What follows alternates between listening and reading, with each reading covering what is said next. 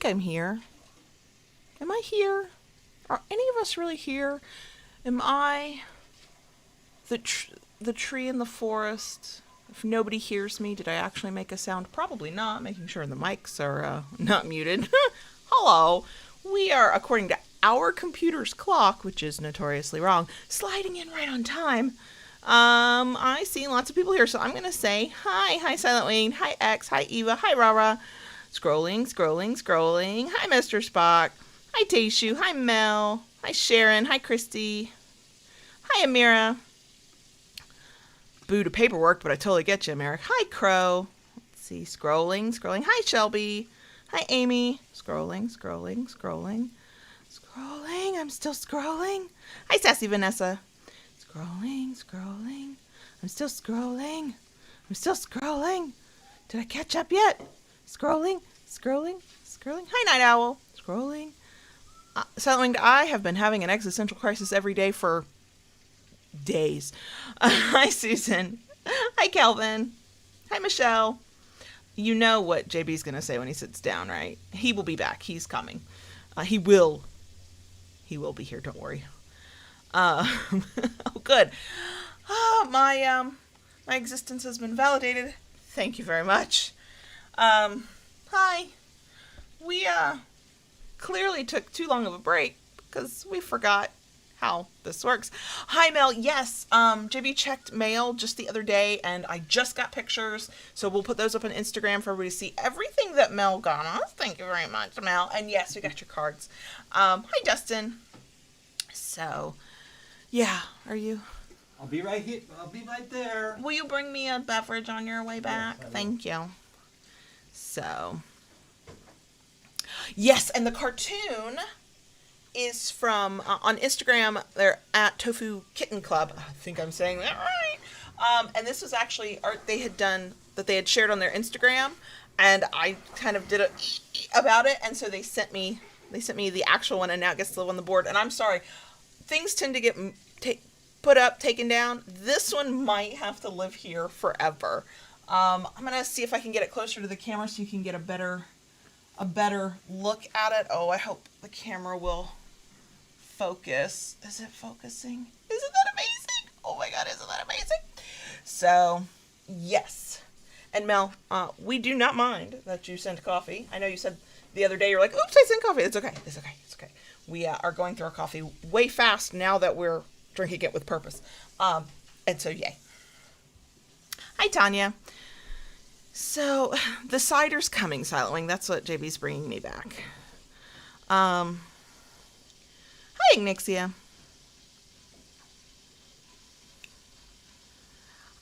Oh, Jess, yeah, I was a panhandler for several years. God, 10 years? Less than 10 years.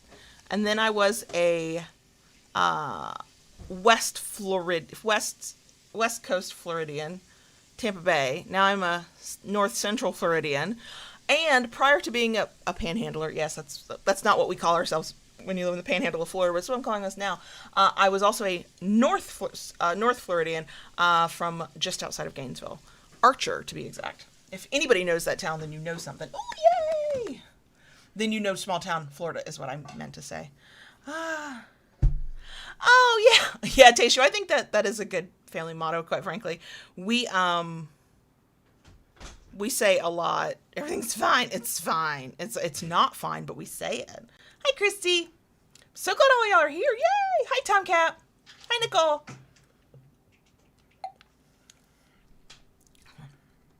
So, I'm scrolling because I think I missed them. I did, and then I didn't. I got confused. Like, there was a glitch in the Matrix there for a moment, okay? So, you know, Ignixie, it was funny when I lived in the Panhandle.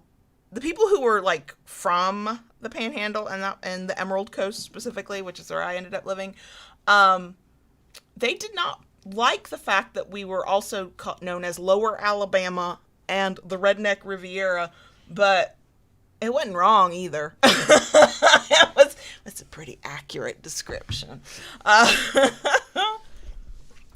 Oof.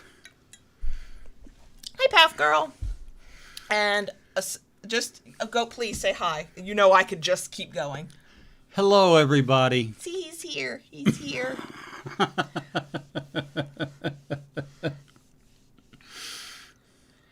And so that Silent Wing can laugh her ass off at me, the Red's Hard Apple I'm drinking tonight is from the same 6-pack from before our break, the last stream we did. Yeah, they lasted that long. It's nice and cold. Yes. It's been in the refrigerator for, what, 6 weeks? Frosty cold. Hi, Fiona.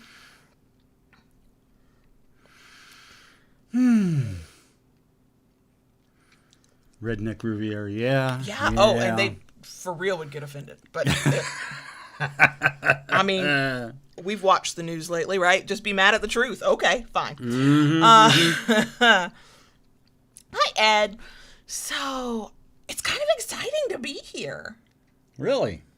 Well, because we had the nice break from it. I know. I love being here, but it's very tiring to do a live stream for 3 hours every week on top of everything else. So it was good to have the break, but it is nice to be here. So, that actually sounds delicious, Night Owl. I like anything ricotta, and I like anything pesto. I don't really care. I mean, you could just feed me a bowl of ricotta cheese and pesto with a spoon. I don't really need anything else.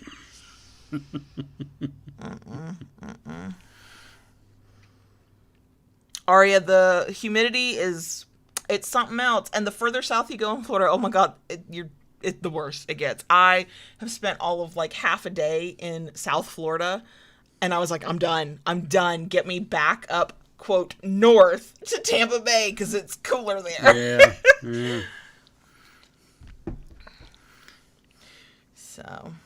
I'm curious because Tayshu, I am overdressed, but it's mostly, one, I am a little chilly. I have my purple fuzzy socks on. But I also had to go out twice today, so I decided to look like an adult. Yeah. Not completely, I didn't put a face on, but I'm wearing a mask, who the fuck cares, right?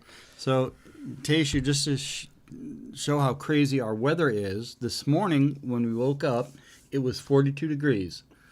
Around 2 o'clock this afternoon, we spiked at 76, and it is currently 56, and we have a frost alert for morning. Welcome to Florida weather. But y'all can keep that snow stuff. Yeah, right. Go ahead. It's fine. It's fine. Yes, Sassy Vanessa, we know this is where you send your retirees.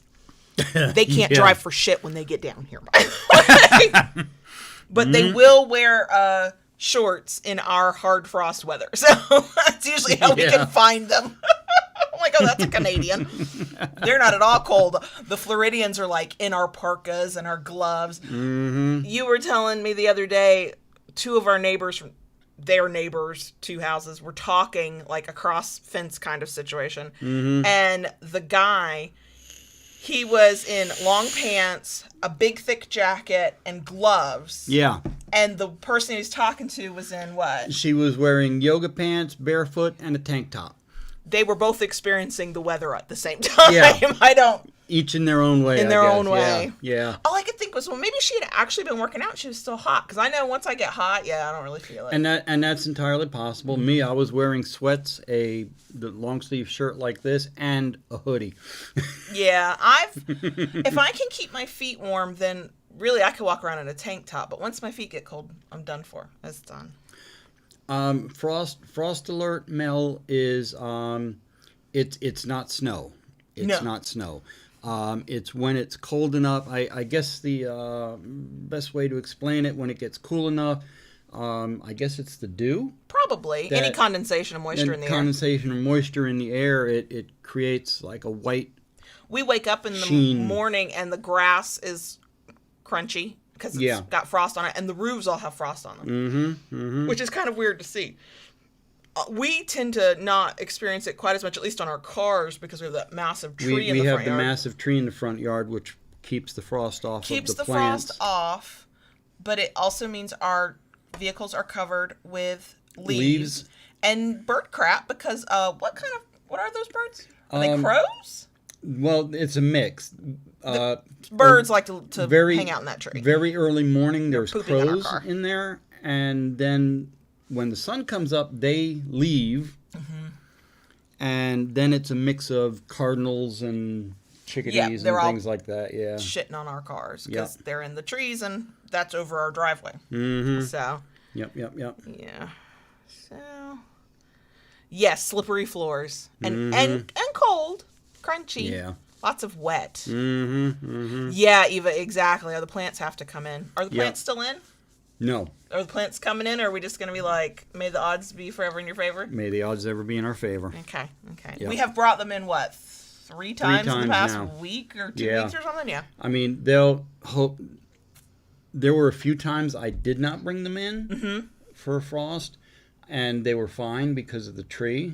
The times I did bring them in is because they expected temperatures to drop below 30. Gotcha. Yeah, no. Here's how spoiled we are here. So, the coldest it's been so far in the morning when I've had to take the kids to school, I think one morning it got down into like low 30s. Every other day it's been either high 30s or like 40s. And at those temperatures, even though there's no frost on my windshield, I will go out and warm up the car so that when the three of us go to the car, we get to be toasty from the moment we get in. Not to melt frost off my car. Nope. Yeah. Because I do not feel like getting in the car and shivering for 30 seconds. I should feel bad about that. I know what I'm doing. And yes, to the Aria, yes, I know the bed sheet trick. It's funny. Since December, you drive around here and you see sheets over people's plants all across the yard. Yep, everybody's using that one. Yep. So. Oh my gosh, Tanya, we speaking of lizards jumping around, for a while we had a lizard that was living here in the office. I think it finally left out the door. But Ella was really interested in something by the fireplace the other day. Yes. And I'm sitting in the living room by myself. I don't even remember what I was doing, but I'm sitting by myself. And I'm like, oh, do. And I see her, and she's super interested. And all I can think is, oh my God, there's a massive bug in the fireplace. I'm not going to be able to handle this. And then I hear scuttling noises. And I don't see anything. I just hear scuttling noises. And Ella the cat is super, super interested in what the fuck this is. I start yelling for JB because I'm like, it's going to be a bug. It's going to be a massive. It was a lizard. I think it got away. Oh, and didn't Onyx catch, was it a lizard or a frog? In the bedroom. One of each. Yes, she has. The little teeny tiny tree frog got into our bedroom, did nothing and to Onyx no one. caught it. And killed it. And then a couple days later, I found her playing with a lizard. Yeah. Neither the frog nor the lizard survived the encounter. She is our fierce huntress warrior. She will take your fucking ass down. I've seen what she can do to a feather. So yeah, right. But I also could not be the one to get rid of the carcass. That was JB's job. He had to pick up the dead body and get it in the bedroom. Yes, Silent, in the bedroom. But you know what? I would rather find a lizard and a tree frog than any other bugs. If they're in there, there ain't no other bugs around. That's true, and I don't mind. That's Florida's pest control. That's true. That's true. And considering how you actually watched a spider almost walk through our back door yesterday, I was like, where is our pest control? I know it gets sprayed. Why are we opened up the back door? I think we were letting Lola back in from having gone out, and I look down and there's this massive spider just walking right up to the door, and I start like because I'm like, it's because the invisible line of pest control is not keeping this fucker out. And so you squished it and kicked it away, but I was like, no, you don't get to just walk in the back door while we're watching you. Like, no. It was looking for a warm spot. Come in through the cracks and crevices of a 20-year-old house like every other creature, okay? Damn. It was looking for a warm spot on a cold night. Not in my fucking house. Yeah, Eva, we are waiting for it to be mice. I'm not looking forward to that. Oh, yeah. Oh, and I realized, for anybody who saw the stream on Wednesday or has listened to the podcast episode and got to the bonus section, did a pet update. You were having to run around. Yeah. And I said that Ella was just fine at the vet. And what I meant was she was healthy. She didn't have any parasites. You don't have to give her any medicine. But I forgot to tell the interesting story of this highly sociable cat. The extrovert among us. Yes. Like, she wants to be everywhere. Okay. Also, did I tell the story? I'm going to say some key words. Did I tell the story about Ella in Onyx's litter box? If I did not tell that story, somebody let me know in the chat. So what we discovered about Ella, who we think is super chill. Nothing really phases her. She will fight back like she did to poor little Lola. You know what I mean. So I take her to the vet. It's her first appointment to get established. The vet calls me while I'm sitting out in the parking lot and says, "Okay, hi. We've looked over Ella. She looks fine. We're gonna do her, parasite test that they do. We'll get back to you on those results." There was an issue. During the exam, she was fine, including the temperature check. Didn't phase her. They pull out whatever, the needle or whatever, to give her feline leukemia vaccine, and she freaked the fuck out on them so bad that they sent me home with sedative and said when she has to come back for her booster shot on the 29th, we have to give her this sedative the night before and the morning of to calm her the fuck down so they can handle her and it won't stress her out too much. Chill fucking cat. Yeah. Acts like she has no shits to give, but apparently has a needle phobia. Not a rectal thermometer phobia like the rest of us would have. Nope. Well, that cat is okay in my book. I don't do needles. I don't like needles either. I know, I just don't look at the needle and I'm fine. Okay, So Amy says she hasn't heard the story, so I'm going to tell the story. So if this is a repeat, I'm so sorry, okay? Oh my God. So Ella, we had said the first day, I think we said it the week before. Maybe I have already told the story. I love this story. I'm going to tell it again. I'm that person. Wanted to be everywhere. We've been keeping the two of them apart. And then we let them in together to see what would happen. And Onyx was quiet and watching and she didn't like it, but she went freaking out.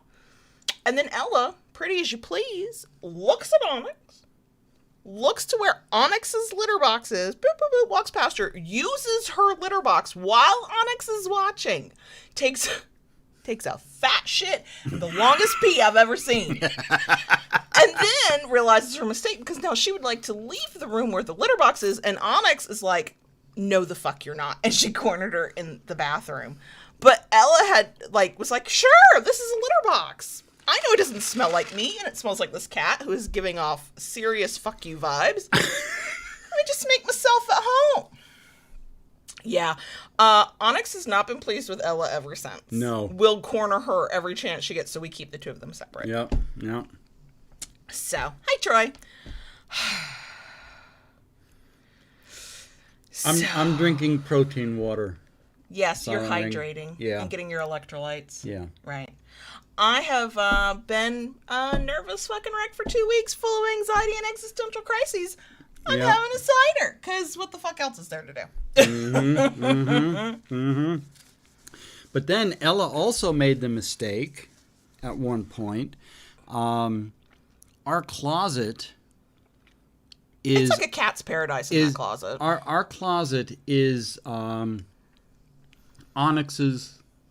what do you call it? The cave of solitude. Oh, yeah. She knows the furthest corners she can go to where the clothes hide her. And goes there and enjoys it. That closet, she has claimed that closet. That is her closet. And Ella went in the closet. Onyx was not having that shit. No. Oh, no. No. She was not having that shit. She was pissed about the litter box. But when she went in that closet, which was her fortress of solitude... Yes, you got it. Right. Fortress of solitude. Fortress of solitude.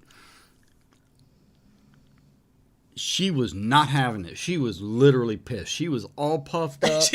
I missed it, but I believe it. I have not seen her puffed up when she has spotted Ella. She's not a fan. Nope, she's not Team Ella here.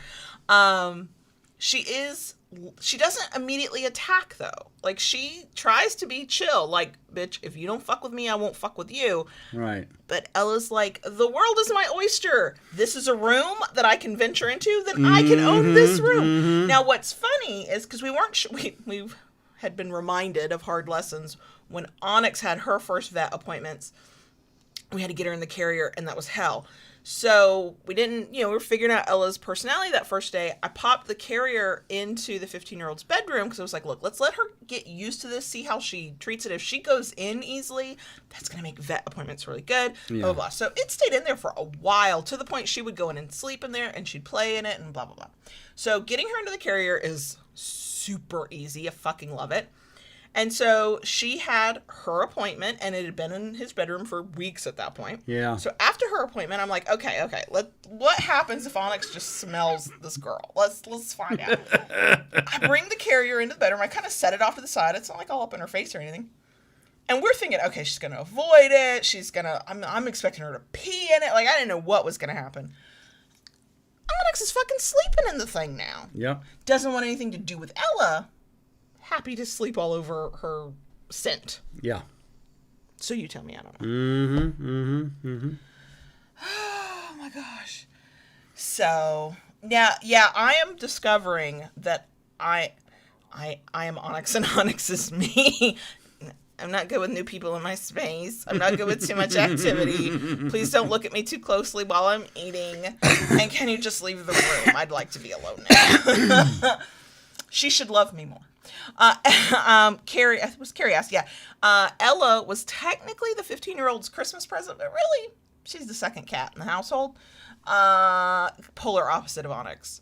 But we got them from completely separate places and situations. So at the county shelter, Onyx was in a kennel thing all by herself. Like, it wasn't attached. There was no cat next to her. She was on her own in her space. And we got Ella from the Humane Society because the county shelter was down to 5 cats and none of them were sociable at all. They were all labeled as barn cats. Right. Like, there was nobody who was coming home with us. Mm-hmm. So we went to the Humane Society and they had a shit ton of cats. I fell in love with about 5.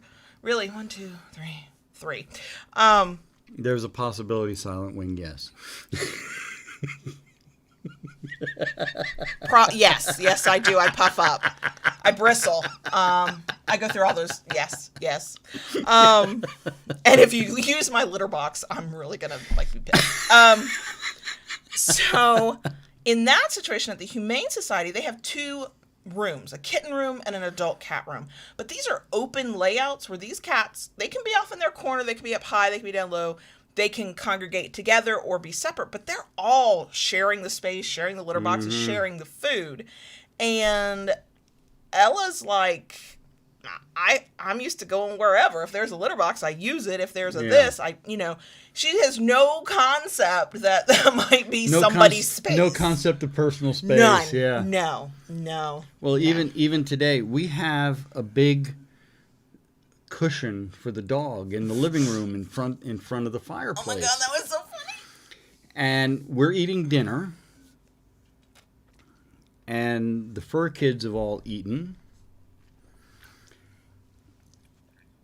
And Ella goes and lays down on Lola's bed. Now, Lola does not spend a lot of time sleeping on that bed. No. She will sleep on it. She likes sleeping on it, but she spends most of her time sleeping on the love seat, as she's doing right now, curled up into a little ball.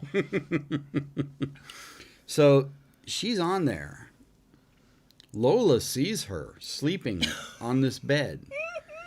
Dead center in the bed. She's just sprawled out. I mean, looks like Cleopatra on the chaise lounge thing. And I mean, she's this little cat. She's little. She's less than 9 pounds. And she's just in this, for her, she's just in this little spot on this huge dog bed. Mm-hmm. Lola was not upset. She was not going after her for being on the bed. Mm-mm. But she was sitting there looking at her, and her ears were drooped, and she had this very concerned look on her face. She And then she finally did get up and wanted to walk over there and I think figure out what the fuck was going on. But she remembered the last time she got too close to Ella and the scratches on her head. So she kept back. And by the time she got just close enough, Ella was like, okay, I'm outie. Like, and she always has this air of like, I don't know what you're so mad about. I'm gone. I'm not even here anymore. Yeah. Like, what? And I'm trying to figure out. So Onyx she eats. I mean, she's a good eater, but she's not constantly like meowing because she's hungry, begging for food. When we started out with a feeder for dry food and we've transitioned her over to 2 wet food meals a day. She gets fed, both of them now are going to be fed twice a day. But we started her with the feeder, dry food so she could eat at her pace. And we filled it up and it's not a massive one. It's a small one. It took her 2 weeks to eat that. Ella, on the other hand, has gone through 2 of those in 3 weeks. 3 weeks. She's a massive eater, plus the wet food she gets. So, what I can't figure out is how Ella eats that fucking much, and it weighs less than Onyx. She's like 8.4 pounds or something. Like she's a little cat, but she eats like a fucking trucker. Okay, she packs away the food. I'm afraid when we moved her on 2 meals a day, it might end up being 3 for her of wet food. Like, Lord. Yeah. So Night Owl, we follow Jackson Galaxy. Yes, and I love him. We love him. We absolutely love him. We look forward to when he comes out with new videos. I unironically call him Cat Daddy. I'm like, yes, that is Cat Daddy. And we have been trying that. I have been trying to get Onyx to play. She will not. She comes to a dead stop. She fixates on the other animal that's around, and she will not play, even with her favorite She's toys. too hyper aware right now. Yeah. And, well, it's funny because, and we've told this story before, but since it's relevant to now, I'm a story repeater. Ella was brought in as a TNR. She was supposed to be neutered and then released into the wild. They found out she was pregnant with kittens. They kept her so she could have her kittens, kept her kittens to adopt out. And they realized in the process that she was so friendly and sociable that she could be adopted. So they kept her. Whereas at the same time, Onyx was found as a stray, was not treated as a TNR, just brought into the shelter as a stray. And as much as I adore her and I'm glad we have her, she might have been better off as a TNR and just been left alone outside because she can handle herself very well. I have no doubt she could keep herself fed. And so I think part of it is she's really adapting to this environment of there's a lot going on. She doesn't always know when the next person's going to come around the corner. She's very comfortable in the bedroom, closet, bathroom kind of area, that section of the house.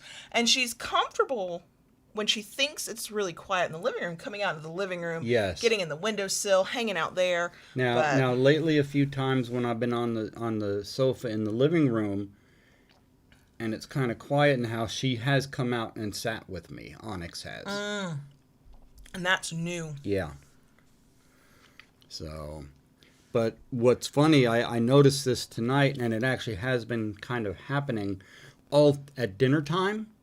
When food is getting prepared and we're making all their bowls too, they declare a truce. Oh, yeah. They'll all be in the kitchen. Yes. Or near it. Even if they're not. Sometimes Onyx will stay outside the kitchen if Ella's like circling in the center. Right by the door. But they're all there. They're all there. Yeah. Yeah, and Lola, who is very food motivated, which does work in our favor, quite frankly. If you're just walking to the kitchen, she's coming because you're in the place that has food. And she might get some. Even when she doesn't, she still drools so much. I knew pit bulls drooled. Like, I had heard it. I was aware. But I had not been around a dog that drooled in decades. Truly. Like 20 years? Yeah. Easily.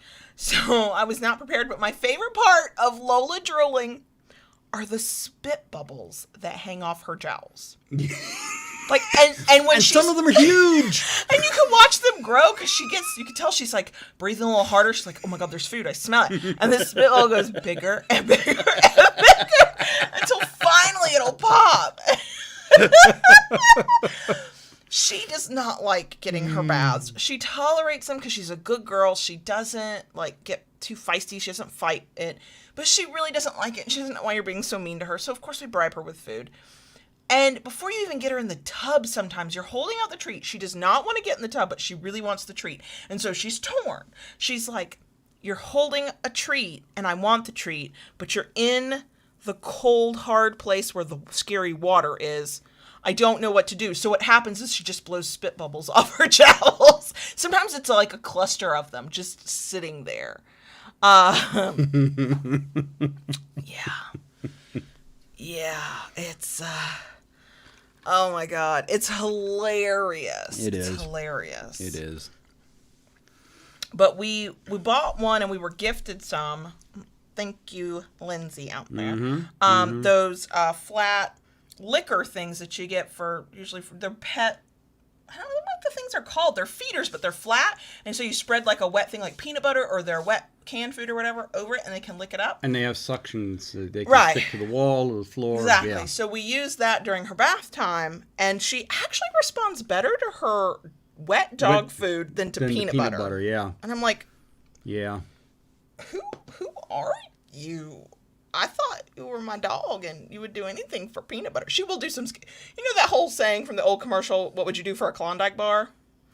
Lolo will do some sketchy shit for Klondike bar, dog treat, wet food, dry food. We had to get her one of those slow feeders. Yes. For her dry food because we watched her nearly choke after she ate too fast. I thought I was going to have to shit. perform Heimlich on her one morning because she inhales so fast. And like, no, we got to get a slow feeder for her.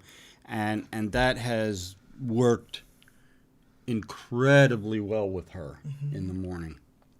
Yeah, Ignixia, what we think we found with her, she doesn't like the sound of the water. She'll actually relax in the tub while the water's off. Mm-hmm. The moment the water comes on, her tail tucks, she hunches, she's like ready to go. Yeah. So there's something about the sound of the water. Yeah. Well, now what I got that might help a little bit is it's a on-off switch that goes right at the shower head, so that way you can turn the water off in between. Help her relax a little bit more. Help her relax a little bit more. Yeah, but and we don't know. She's slowly coming to an end with her medications. We talked about that in the podcast this week. And she's got an appointment next Thursday to get checked. One, to get her eyes checked because we're doing drops. But we think if all goes well, we can stop with twice a week baths and hopefully just go on a maintenance schedule with her. Yeah. So we'll see. Excuse me. What we did find was between her Lola's very first vet appointment where they were like, here are all these medications you need to give your dog, and here are all the baths you need to give your dog. And the next appointment, she'd gained 4 pounds because, see, she's super food motivated, so we just shoved food in her mouth. Yeah. And so we learned to back that off, and she didn't lose any weight between the next vet appointments, but she did at least maintain her weight. I was like, oh no, we should, especially since she has the problem with her front paw, and will probably have aches and pains there. It's like, we don't need to put extra weight on her. Let's keep her slender. So yeah. So what we've done,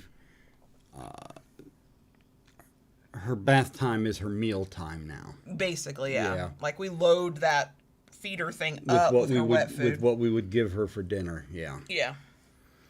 Instead of all being treats. And she's super smart now. It used to be we could lay a trail of treats down, like almost down, leading to the bathroom, and she'd eat them up and we could like get her in the bathroom. But it would take like 10 treats to get her in the bathroom. And now she's like, bitch, I know where you're going. I don't even want the treat. You're at the bathroom.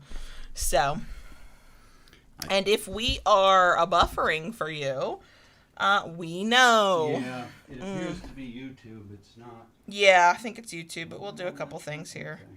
Okay. I can take the load off with my phone and blah, blah, blah. So that's the pet update. Which Wi-Fi I'm on? I just take myself off of it regardless. I'm trying to think. What else have we been doing? Oh my God, Eva, we should. Yeah, right. They do a rewards program, and the more you spend, the more you earn. But they only let you cash out at a $30. The top reward you can cash out at a time is $30. We had 3 of those in a row. But we'd been accruing them from the time Saki started getting super sick and was at the vet all the time. Yeah. And then at his passing. And then Onyx was a couple $100. I mean, that's not chump change for sure. But now that I've spent $450 at one time on one pet, $200 feels like a break. And then Lola's first vet appointment was $400. Her second vet appointment was $300. Her third vet appointment was like a discount. It was only $170. I don't know why I'm feeling broke the past couple of months. I don't can't explain it. Yeah. Who knows? Yeah. So, oh my gosh. Let's see, what else? What else? I've just been working and hating work, so I don't know what to tell you. Oh, I mean, watching my country undergo an insurrection at the Capitol, because that's normal. I'm grateful the boys are old enough and mature enough to have certain conversations with, but I am kind of tired of sitting at the dinner table and going, I don't know if you're aware of this, but you are living through a historic moment. Not a good historic moment, but this is a moment that will get talked about in your kids' history classes. So just so you know, I'm really tired of having that conversation with them. I'm also just tired in general.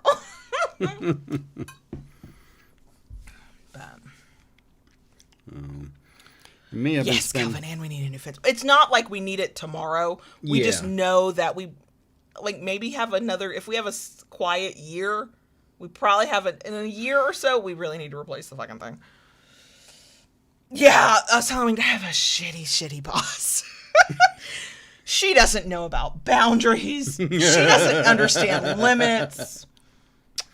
She was shocked to find out that watching an insurrection, living in a pandemic, and this is fun, 2 family members with COVID and 1 sitting in quarantine right now because he got exposed to COVID. She was surprised to learn that those things could make it difficult to do your job. I literally was typing it out to my friend Molly and I went, oh, maybe that's why it's so hard to work this week.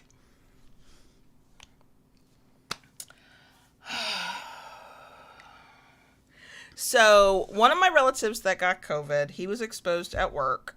Funnily enough, he works for a bank and they'd been like super tight and locked down for a long time until they weren't. Shocking. Somebody, I don't know, I never did get the story. Was it a coworker or a customer? But somebody came into the bank. He was around them close enough, got exposed. He got COVID. My aunt happens to live with him and sleeps with him. Got COVID. They went to get 2 COVID tests. Both came up negative, but their symptoms were totally COVID. My uncle has slowly started getting better and is functioning. I mean, he's not at work or anything, but he's functioning. My aunt got real bad, went to urgent care. Urgent care went, I don't care what the test says, you've got fucking COVID. Do this, do that, blah, blah, blah. If you start to feel like this, go to a hospital. So she goes home. She's basically been sleeping for a few days. I mean, and she went to urgent care after she'd been feeling sick for like 3 or 4 days. She waited. Yeah. So we get a text message tonight from my uncle who says to me and my mom, do not freak out. And I know it's because he knows us. Actually, he knows his wife, and she tends to freak out. It does run in the family. It's a little genetic. He's like, look, she was getting better. Yesterday was a good day. Today she's worse than she has been. And he said, and I told her, if she keeps getting worse or doesn't start getting better again, I'm taking her to the hospital. I'm like, I'm not freaking out yet. It's fine. This is fine. We live in a pandemic. Of course this was going to happen. Except that these are the 2 relatives where he has cancer, which thankfully is being treated with medication. They have not had him go to actual chemo or radiation. They've been able to control it with like the pill form of chemo and stuff like that. And she has type 2 diabetes and has all kinds of issues because of that. So they are extremely high risk. And then the stepdad, who has been taking precautions, mostly, had been out hunting. South Mississippi boy, of course, they go hunting. And they don't wear masks when all the guys are together hunting. And one of them went hunting with the group, thought, I'm just having sinus problems. No, tested positive for COVID. So he is now quarantining away from my mother, thank God, for 10 days in his hunting cabin thing that he's got in the middle of the woods. It's better than a lean-to. I mean, he built it. It's decent. It's got plumbing. Yeah. I don't know why I'm tired and having existential crises. I don't know. Also, I can't stop looking at the news because what's going to happen next? There's 20,000 National Guard troops in the fucking Capitol. What the fuck's going to happen? Well, I took a trip to Orlando a couple weeks ago. Yes. I finally got to a point I had to make a trip, needed some supplies, and had a very nice road trip down to Orlando. You did. I was very happy for you. Mm-hmm. I was also like, oh, I miss him. I would like to go to Orlando. Cranked up the tunes and drove. And I hit Woodcraft, and I hit Rockler, and then I found another wood place, and I came home with a big stack of wood. And you've been playing with your wood. Yes. Yep. You've been making things with your wood. I've been making lots of things. Do I have pictures yet? I have the one picture. I have the pictures. Do I have new pictures yet? I took one today. I haven't sent it to you. Sent it to me. Okay. Yep. It's fine. And I have been using the heck out of my new bandsaw and loving it. Mm-hmm. I didn't take the bike. Yeah, there's issues with the bike. Yeah, the bike is, no.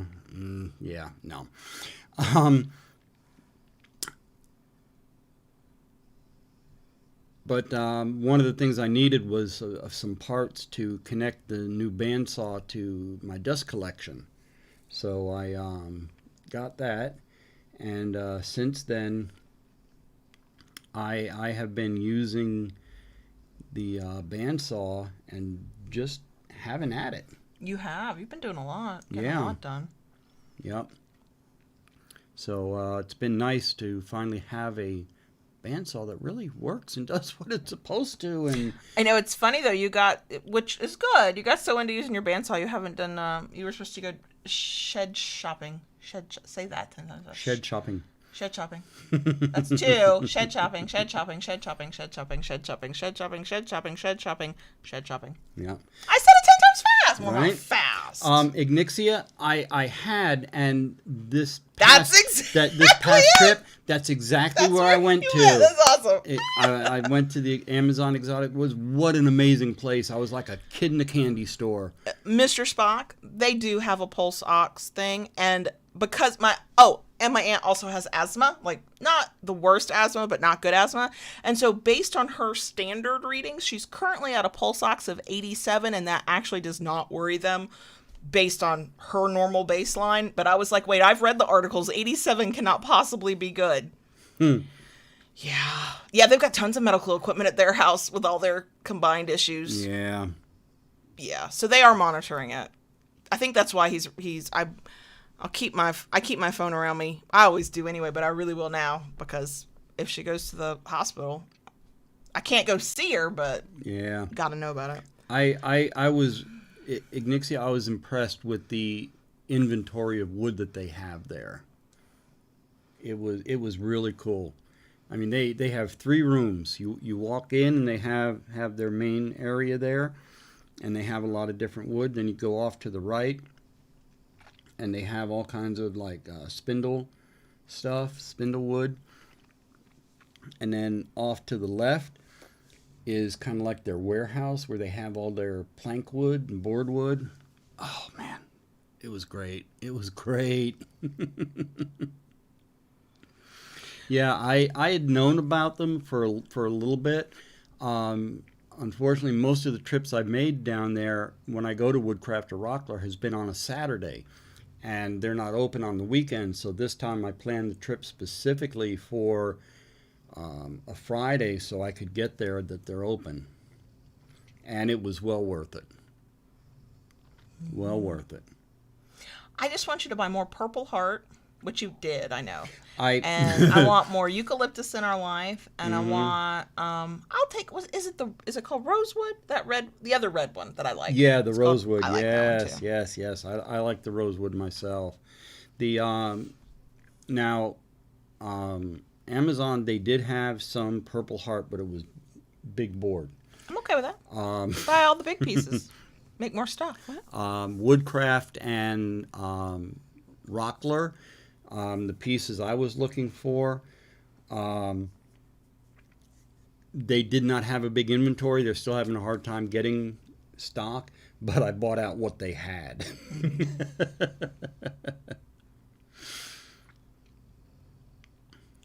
So I went to a sewing machine shop today. yeah. I think that was kind of a mistake. So I was reassessing my quilting fund, and I do not quite have enough. I have enough to get the bare minimum to get started, but then I couldn't afford fabric. So what would be the point? And I don't want to use the fabric I bought for other purposes. One, because I'm still using them for other purposes, but two, because I want to buy more fabric. Anyway, so I'm going to keep putting money in the fund. But I went into a sewing machine shop because I was like, oh, let me go in and ask questions about what do you service? What do you do this? What do you do that? Unfortunately, I walked in and they immediately were like ready to sell me a sewing machine. Thankfully, the woman who talked to me was masked. I, of course, was masked, so I was willing to sit with her. And she showed me two beautiful machines. Yeah. And showed me how they worked and told me, she wasn't a pushy salesperson. Her boss was. I was like, oh, you're not allowed to sell me shit. I'll take this lady right here. She's fine. Because real unassuming. She, was just explaining the machine, but it wasn't like a hard sell. And the shop, it's kind of cool. So the machines, they do a 25-year warranty on any machine they sell. And then they do lifetime free classes. You can come get one-on-one instruction on your machine anytime you want. You have to schedule it. And I was like, that's kind of cool. And then they have these beautiful cabinets. It was like, oh my God. It was a low moment.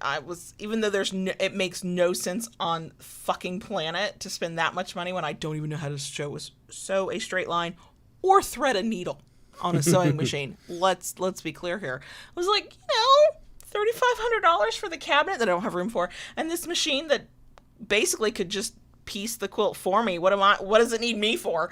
Night mail. Yeah, I was ready to talk myself into how the fuck to afford that, and then of course we're not doing that.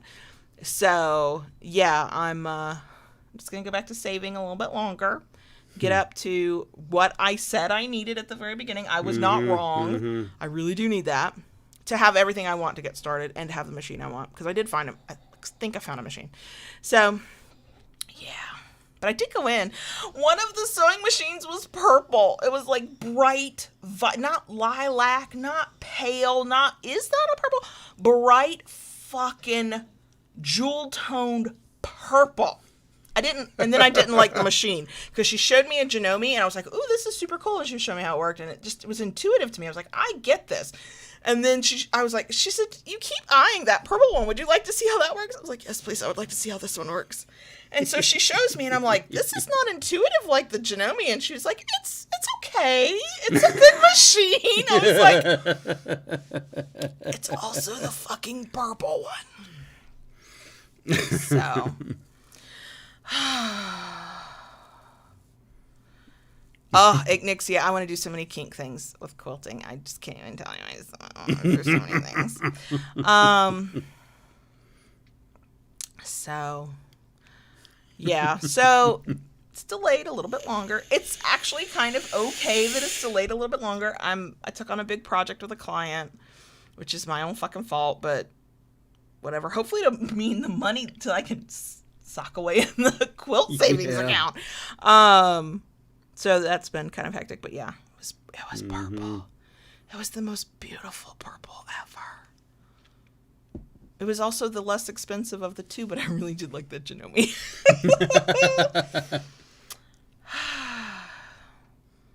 was purple.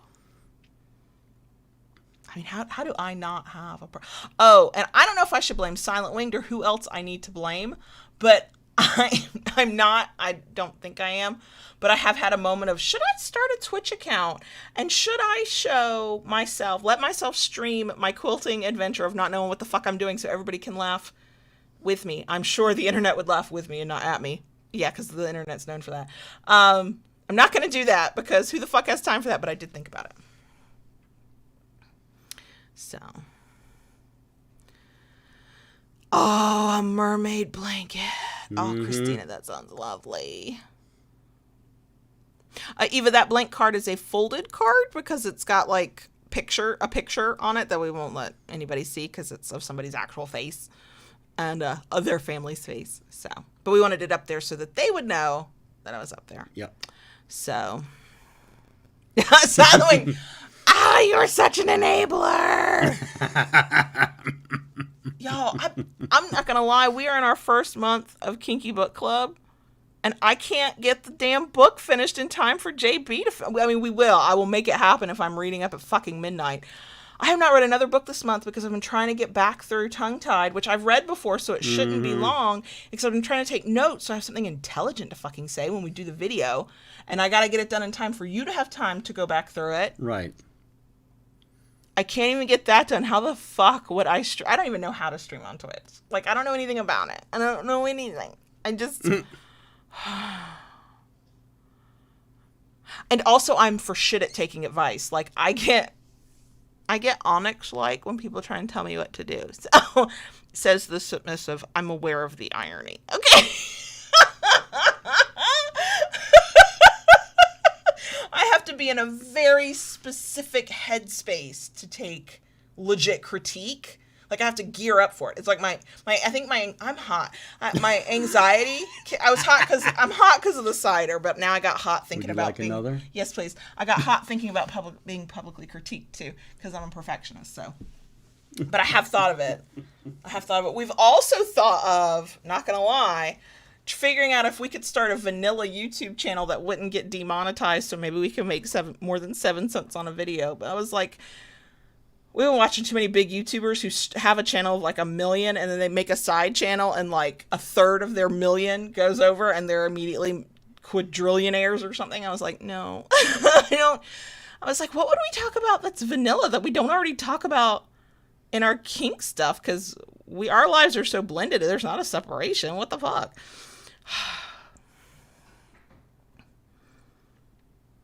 Mr. Spock, do not feel bad. Okay. Y'all, at least you can take as long as you need to read that book and then watch the video, later. I have to get it read before we can make the fucking video. I'm looking forward to the fiction months. Fiction books, I read a lot faster than nonfiction books. And I want to feel like I'm speaking about it intelligently and bringing up the points that stood out to me. And I'm only on chapter 4, and I cannot tell you how many tabs I've put in places of like, okay, I want to go back and maybe touch on this or touch on that.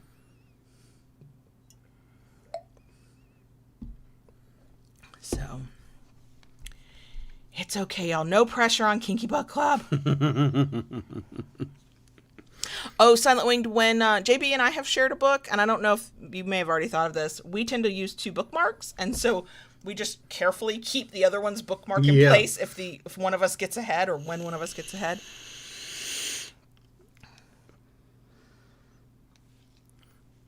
I don't believe Mel has actually left, but if Mel hears this, thank you.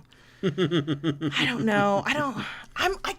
So the perfectionist, anxious, existential crisis voice in my head is like, why do you want to be on Twitch? Why do you want to do all this YouTube stuff?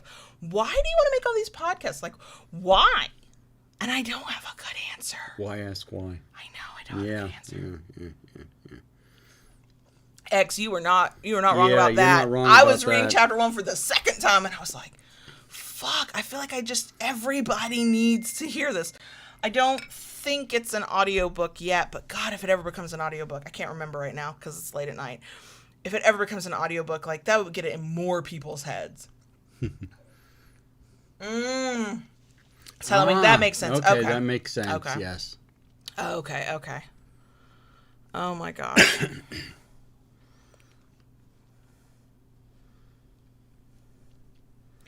Ignixia, I've gotten very frustrated at that because I've even seen, I think it was a sex toy ad. It was one of the big companies, like one of the big mainstream sex toy brands.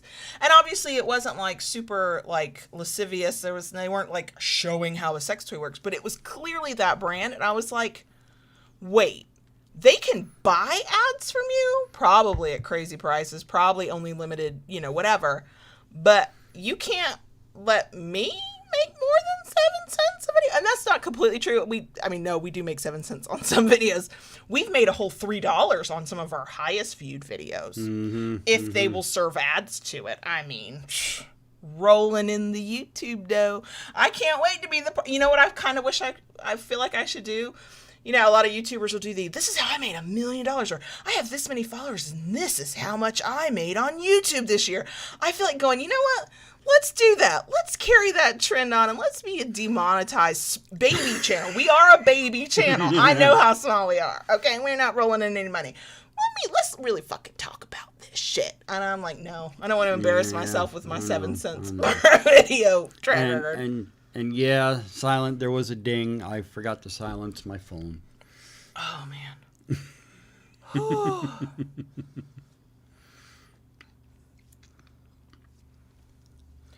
Well, it's funny. I can't do audiobooks. I can't because I just drift. My mind will just drift away. But we use a meditation app at night to help us relax and go to sleep. We use Calm. We got it on a discount through our insurance provider. It's kind of cool. And they recently had a new story added in there that is read by Idris Elba. Daddy Idris's voice at night. Oh, yeah. Fucking hell. Hell yeah. I fell asleep to that shit. I don't know what the story's about. He's in Africa. That's all I know. Oh my God, Idris Elba. He could read the fucking... If phone books still existed, he could read the fucking phone book to me.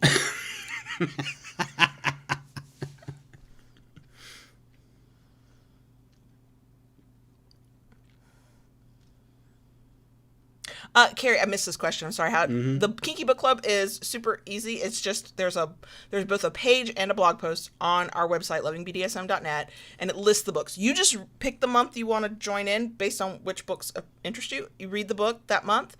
We will post a video in YouTube at the end of the month. As of right now, unless the reading schedule gets totally fucked, it will be the last Monday of the month. And we're going to set it up for a premiere, so it's not going to be a live stream. It's going to be a video, but we'll be in the chat during that premiere part.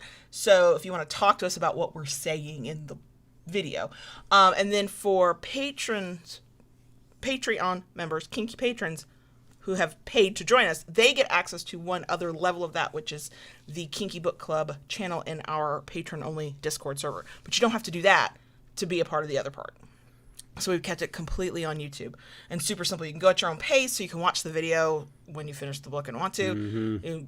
We put the whole list of books out for the whole year, so you can plan ahead or see which books maybe you don't really care about, or you're whatever, not interested. And of course, we make that list of 12 books, and because of some of the things people I follow, I'm like, there are 85 other books that I would like to add on future lists. Of course. Of course.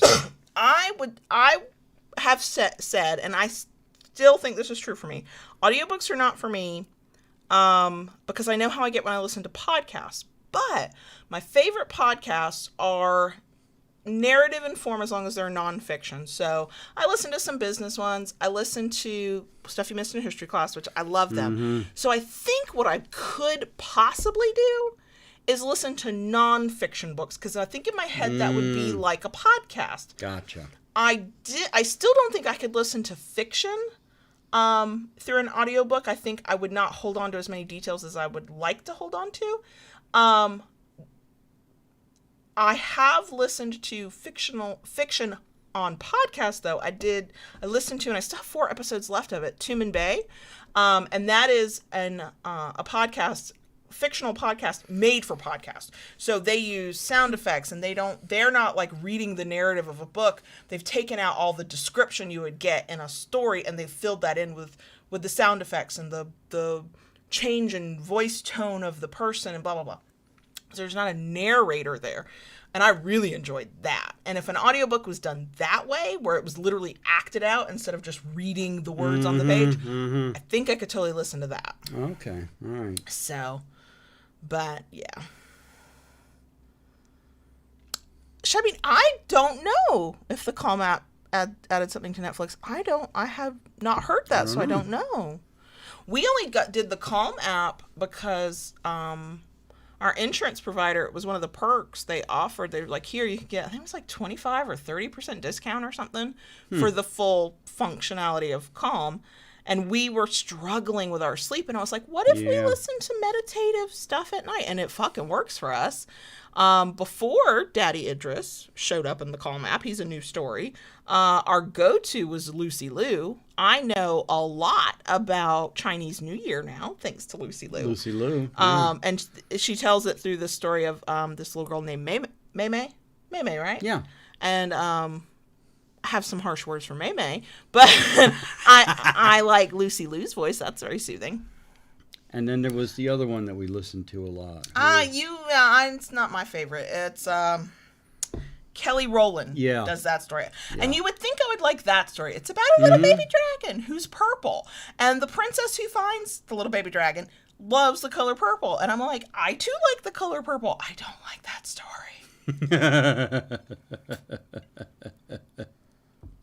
So.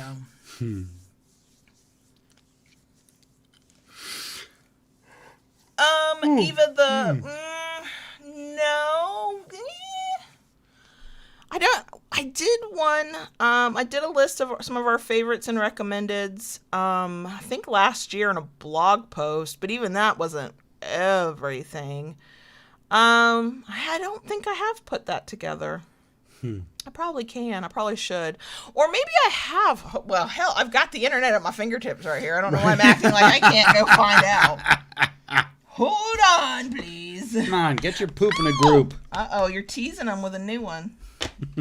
You're such a tease. I am. Fucking hell. Fuck this shit. I don't know how to work a browser. I don't know how to work a browser. Okay, there we go. Let me see. That's it. You're cut off. Okay, we have a page on our site called Stuff We Love. Yeah. I have not updated it in a while. But here I will, if the live stream will cooperate, I'm trying to tag you. Hopefully the thing will cooperate. Make sure I haven't fucked it all up.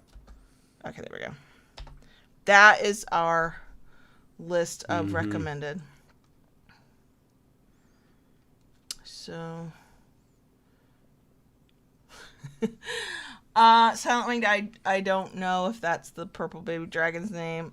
My understanding of the story... Yeah, no. I don't know. I don't even know the reference.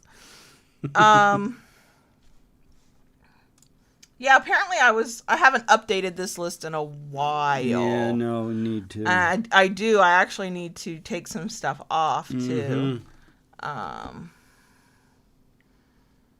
But, yeah. I'd forgotten some of the books I'd even read. I'm like, wow, look there, because the books on our list are either books you've read or books that I've read. Yeah. And I'm like, oh, wow. I forgot I read those books. Yeah. Oh, my God, yeah. Hold on, I'm going to edit this while we're on the live stream. Oh, goodness. Well, look at the coding thing. It's some bullshit. I can't let it look like that. That's horrible. I got to fix this. I don't know. Fucking hell. There's like this big long code. What the hell does that even mean? Why is it doing that? I have to fix it. And I need to take some of these things off. Look at that. What it did to my Butters Lube listing. What the fuck? Oh my God. I'm such a bad website person. This is why I don't need a Twitch channel on top of everything else. I don't even want that anymore. They're not even business anymore. I don't even need to be there. And they have not paid us affiliate stuff, so I'm taking them the fuck off. They might not even be in business anymore for all I know. And that's super old. We need to update that. But there, okay. I feel better. That looks better. Sorry, I had to fix my website. It's okay, Eva. It's not hard tonight. So... Sent her down a rabbit hole, Eva. You did. But the page looks better now. I do for real need to update it to like add companies that might not be listed there, but fucking hell. Okay, it's better.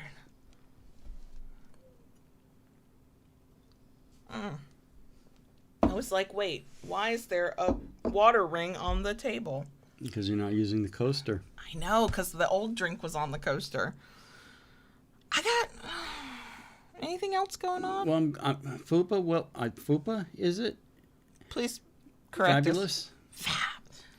Just be fabulous. Okay. Yeah. Welcome, and happy to have you here with us. Yeah, we are. We've had a lot of people join our Patreon. I'm not going to make this a Patreon advertisement, don't worry. No. And I haven't said welcome to those people yet either. I should really do that.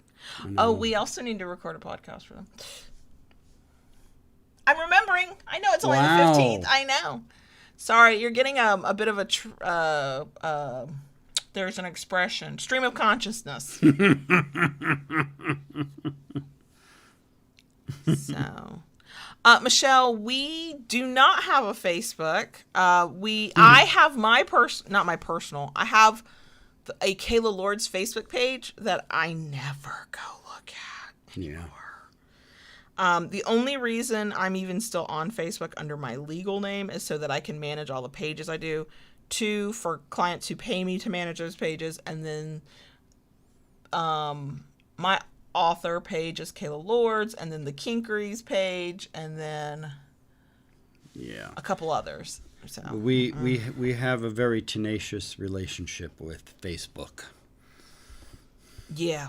Oh yeah, Path Girl, that palm grease stuff. That's your new favorite lube, isn't it? Yeah. Yep. Yep. Works quite well. Yeah, I actually just made a purchase on the butters yesterday, and it wasn't for any lube. We've got a huge stash of lube now from the last time we ordered it. But I bought body butters because the lemongrass, I can't remember the whole name of it, but one of the scents in it is lemongrass. Oh my God, I've gone through, I think, 2 jars of it now. Fucking love it. Yeah, Christina, I can't even use that as my excuse. The family, I have a very small family, and they just text me. They know not to try and talk to me through Facebook. The one thing I will say that I have found one use for Facebook on, it's a new-ish functionality they have between Facebook Kids and Facebook Messenger, and parents can allow kids to have kind of a profile, not a real profile, not like a regular profile, but it allows them to use Facebook Messenger, and then you control who they're allowed to connect with. And the youngest, the 11-year-old, talks to his cousins, and he's got access to talk to his grandma, my mom, my aunt, and God, it's so weird, my stepbrother and stepsister, even though we were all in our 20s when our parents married, so we don't consider each other siblings. But he has access to talk to them now because he doesn't have a phone yet or anything like that. I'm going to wait till the last possible minute to get that child a phone. So that's the other reason I will keep an account for now, is because he has, and he can talk to me via Facebook Messenger, because I do have that on my phone when we leave him at home. So.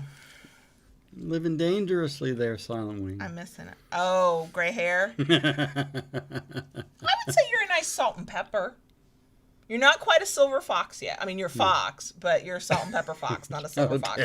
I am a fan of a salt and pepper fox and a silver fox, okay? I put a picture in a blog post for my sex writing website, and I was like, damn, I'd do that, dude. Oh, yeah. And he had glasses. I was like, yeah. Oh, yeah, I'm here for him. Total silver fox. Yeah, Kelvin, I don't think I could figure out TikTok. I've been tempted. I have been tempted to at least try and create an Instagram reel, and I'm like, fuck, why? Nobody wants to watch me do that stereotypical cliche white girl mouth thing and body movement to music. Like, no, we can watch everybody else do that. Nobody wants to see me do that while I point to text bubbles. Like, nobody wants to see that. What the fuck would I say? And could I ever give BDSM advice in a concise, like, what is it, minute, 30 seconds, whatever the fuck it is? No! You'd have to continue it in another video.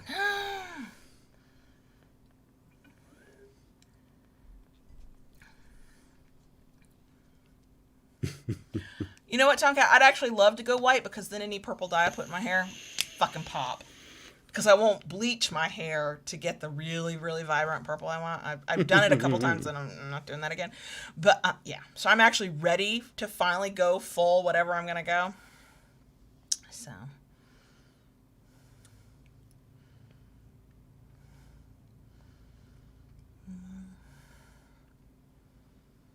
The only TikToks I actually watch are the ones that get cross-posted to either Twitter or Instagram.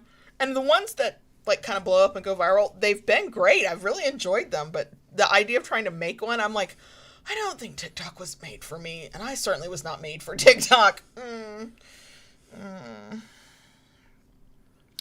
No, I actually get kind of intimidated by the idea of trying to figure out how to make one. I'm like,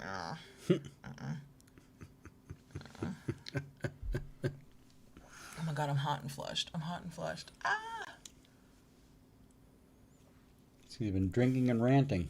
A dangerous combination. I would like to think it was the ranting more than the drinking. It's fucking cider. I mean, I am legitimately a lightweight, but fuck. Right.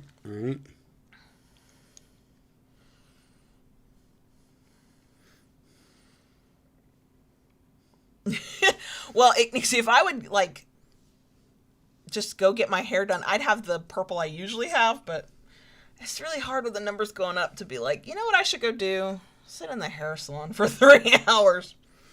Yeah, because I need a haircut too. This is entirely too long.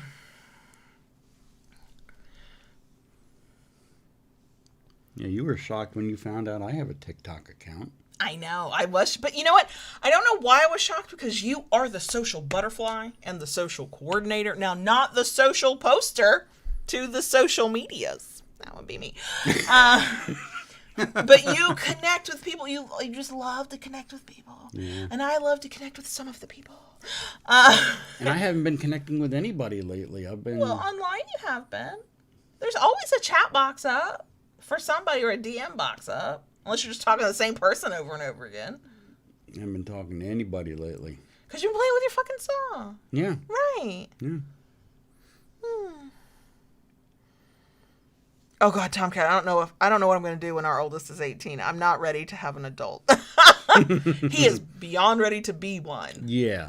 But he thinks he is one. Oh God, yeah.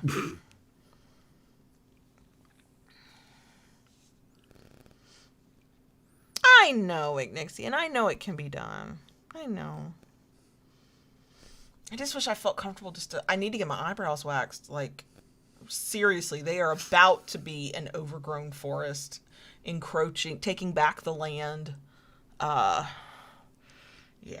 No, Ignixie, I have not posted anything on there, and I only follow 2 people. Well, wonderfully, you follow somebody who seems to like us. Yeah. That was kind of nice. Mm-hmm. It was a shout out on the TikToks. Yeah.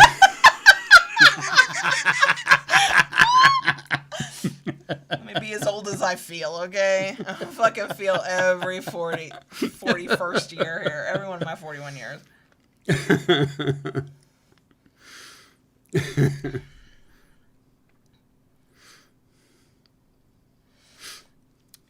You know, Silent Winged, I have thought about that. Like, is there a point that I could leave for a day, 2 days, 3 days, whatever, when we're not in a pandemic, and let the oldest be in charge? 15's not it, because it can't even fucking drive, so it couldn't get anywhere he needed to be. But I'm like, is there a...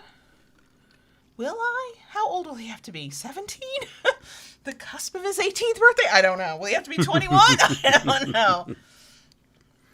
So, Christy, I have not worked with bamboo. No, that's one thing I've never worked with. y'all, X, you can laugh, but y'all put me up on that 55-inch TV, and in a few weeks, if I do not get these things taken care of, they will grow the fuck together, okay? And Night Owl, yes, I am. I have not batch made any of the rings, but I do custom make the rings. So that is something I still do, yes. And we forgot to put our rings on. Well, I don't do it for the I know Friday night anyway. Yeah. I don't have makeup on. Like, I have clothes on. We're doing better than in previous streams, okay? I'm getting redder and redder as the No wonder we on. keep getting demonetized. I know, right? Yeah. You know what? These live streams are the only fucking thing that'll stay. They're always monetized, and I always make them private because who wants to come fucking watch this later? I know. I don't know. I mean, unless people would want. So I did hear something, and again, y'all have to watch me. Why do I want to do these things? I need somebody to tell me why I want to do. Somebody psychoanalyze me, okay? Because I'm so exhausted from psychoanalyzing myself, I can't do it anymore. So I was watching one of my preferred YouTubers, Robert Welsh, who is amazing. And oh, for anybody out there, I don't care if you're not into makeup or skincare. Robert Welsh is makeup. James Welsh is skincare. They have a channel together as twins called the Welsh Twins. Fucking hilarious channel. I laugh until I cry every video they put out. Anyway, so he was talking about, I think in one of his videos, or maybe it was a video he did with his brother James, I don't know. Robert was saying that he's like, I have no desire to do a vlog, to make that kind of content. He's like, but I will absolutely put on a vlog of somebody like 3 hours just organizing their bedroom, and they're just like, it's out there, the whole process unedited. He's like, I'll put that on the background, and I'll do stuff around my house, and I just love it. And my brain went, wait, I could just stream or record myself doing rando shit, and people would watch it? I wouldn't. I'm not that type of YouTube watcher, but what? And what?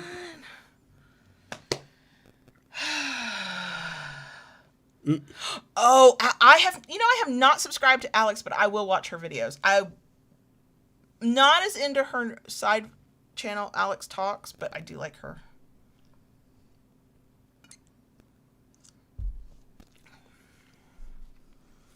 So. And Path Girl, I saw that. Yeah, I may have to. Wouldn't that be a cool addition where you could buy a toy? You could also buy a case for your toy. I may have to see what I can. Don't give me more ideas for things for you and or us to do. But thank you for that idea. I think that's actually kind of a good one. I'll be right back. I have to find my slippers. My feet are cold. See, that's why I'm wearing my fuzzy socks. I'm wearing socks. My feet are still cold. I think there's something wrong with you. I mean, I love you. Whatever's wrong with you is right, but... Stop while you're ahead. Oh, God, Tayshu, that is the truth. Now, I think the 11-year-old does watch YouTubers who play the games he likes to play, but he will spend more time watching them play, play Minecraft or play whatever, I don't even know, than he does playing the games himself. She is relatable. I like how she is like, dude, whatever, on different makeup things. I still use that tutorial of hers of just put one fucking color on your eyelid and blend it out and blah, blah, blah. Yeah. I mean, I suck at blending eyeshadow, but I'm getting better. I will watch some Wayne Goss videos, and I would really love to try some of his products. I am desperate need of a good eyeliner. The eyeliners I have suck.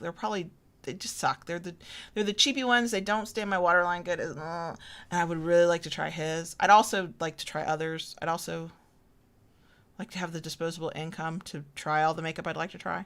Oh, for my fellow makeup folk out there, I canceled my BoxyCharm subscription because I have now 8 eyeshadow palettes and I'm tired. I actually do have more makeup than I'll be able to use, and I was like, don't need this right now. I can always come back later. So I did. I canceled it. Not because BoxyCharm is bad, because they're not. But, and I got my last box just arrived the other day, and it's this beautiful eyeshadow palette. I don't even want to use it because I don't want to dip into, there's a design in the shadow pan, and I was like, these are beautiful. But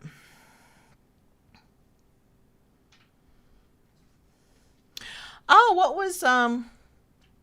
what app was that? I might not have seen that video. Yeah, I've been thinking about ColourPop. The last time I looked at their site, it reminded me price-wise of e.l.f., and I've been getting all kinds of e.l.f. emails. I kind of want to buy some e.l.f. stuff too. I really like e.l.f.'s Flawless Finish Foundation. So it's perfect for being on camera because, man, my skin looks super good on camera, but it's not anything I could wear all day. It's a little too full coverage for me. I don't. So. Christy, I have not heard of Nerdy Crafter. What does Nerdy Crafter craft?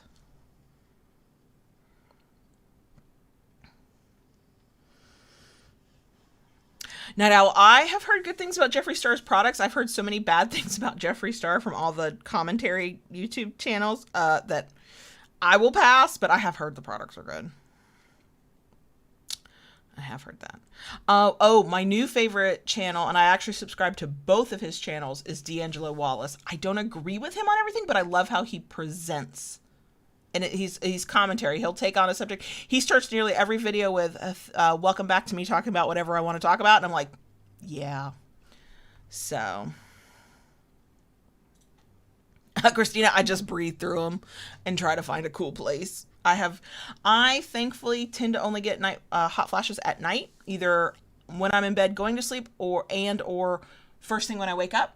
And God, if JB turns the heater on after he wakes up in the morning, the moment like just a whiff of warm air touches me, like it's almost like I light up like a candle. And so far I'm just breathing through them, but mine are still short-lived. Mine are not, like I think about the way my mom described her hot flashes, like when she was at the peak of them, and I don't have anything that bad yet. I mean, she was telling me that she would wake up in the middle of the night and her sheets would be damp because she was sweating so hard. I'm not there, so I don't have to do too much except just ride it out. So. Oh, okay. There was somebody I didn't subscribe to her channel, but I do watch her videos. I think she's called So Becca, S-E-W, So, and then Becca, B-E-C-C-A. I think that's the name of her channel, and she is a quilter, and she gets those quilt subscription boxes and then unboxes them for you so you can see, are they worth it or not? And I was like, please stop making me want to buy quilting subscription boxes when I'm not a quilter at this point. But I like her for that. So.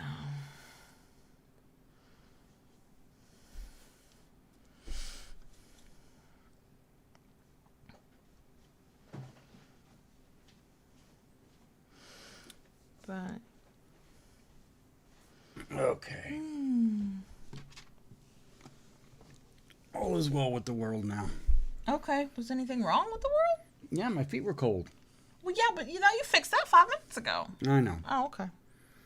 Who else have I been watching on YouTube? So D'Angelo Wallace, I avoided one video because I actually watched somebody critique that one video of his, and I went, oh, well, maybe I don't want to watch him. And then he had another one that made me go, well, he kept showing up in my recommendeds, and I was like, fuck it, I'll just watch him to see what it's. And then I went down a rabbit hole of both his channels, and I'm watching hour-and-a-half long videos by him. And it does not feel like, I just like how he talks about stuff. So I subscribe to him. The Welsh Boys, I'm subscribed to all of their channels, and I listen to their podcasts. I'm subscribed to their podcast. The Double Cleanse. Who else am I watching? There's a quilter called Just Get It Done Quilts. Timing is everything, Silent. I like to watch her. Jackie Ina, I still watch. Who else? Oh, Jessica. I always fuck up her last name. Jessica. Can't think of the second one. Fozard. Yes. Oh God, I can't think. Jessica, who dresses in vintage and is British, and she's married to Claudia, and Claudia's pregnant. That's the most recent videos. I can't think of Calgren Fozard? Jessica Calgren Fozard? Am I saying that right? I watch her. Subscribe to her channel. Let's see. I'm subscribed to What's the Safe Word, but I tend to watch, just like I'm subscribed to Evie's channel, I watch when the topic kind of like strikes me. And I'm in like the right mood for it. But let's see. Who else? I'm sure there's others I'm not thinking of.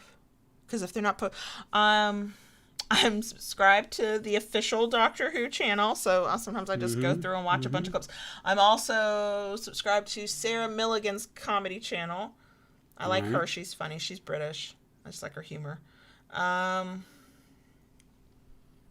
Who else am I subscribed to? Who are you? You're subscribed to Woodworkers mostly, right? Mostly Woodworkers, Are you yes. subscribed to anybody other than Woodworkers? No. You don't use YouTube for that, do you? Yeah. Yeah, no. So I always say, we never watch any TV, blah, blah, blah. Yeah, it's because I'm spending hours a day watching YouTube. Yeah. Yeah. Yeah. I don't need to subscribe to anybody else on YouTube. I'm subscribed to Kitten Lady. I'm subscribed to Jackson yes. Galaxy. I'm subscribed to The Dodo. I only ever watch their cat or dog videos, though. I'm like not interested in any of the other animals. I should feel bad about that, but I don't.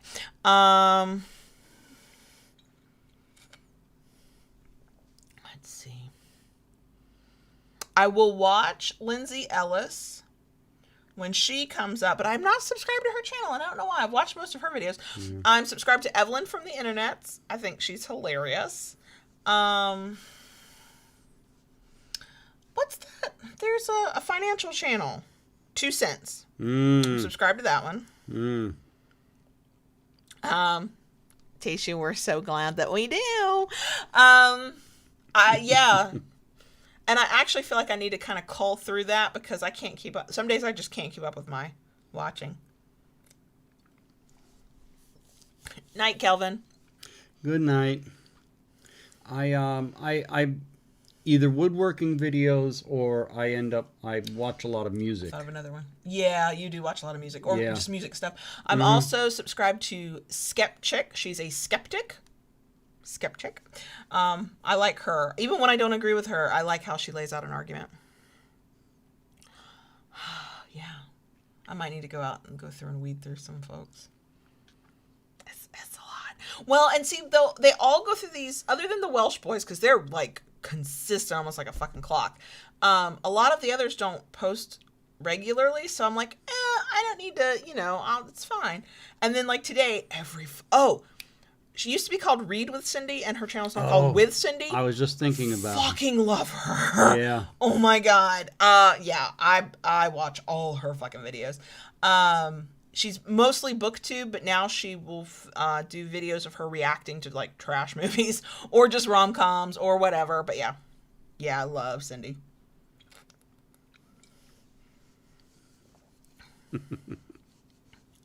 So, yeah, it's weird. Time is so weird. It really is moving fast, and yet, man, some days it's like timey-wimey, wibbly-wobbly. Very much so. Yeah. Yeah, apparently I'm subscribed to a lot of channels. I didn't really think I was. But on nearly all of them, I don't think, What's the Safe Word, and Evie didn't today. No, Evie's getting herself sorted from the stuff going on in her life. But nearly every other channel I subscribed to uploaded today, and I was like, where'd all these fucking videos come from? And Sarah Ray Vargas, that's another one. She did her Fenty show off of all her pretty lingerie. Oh, yeah. Yeah. Yeah.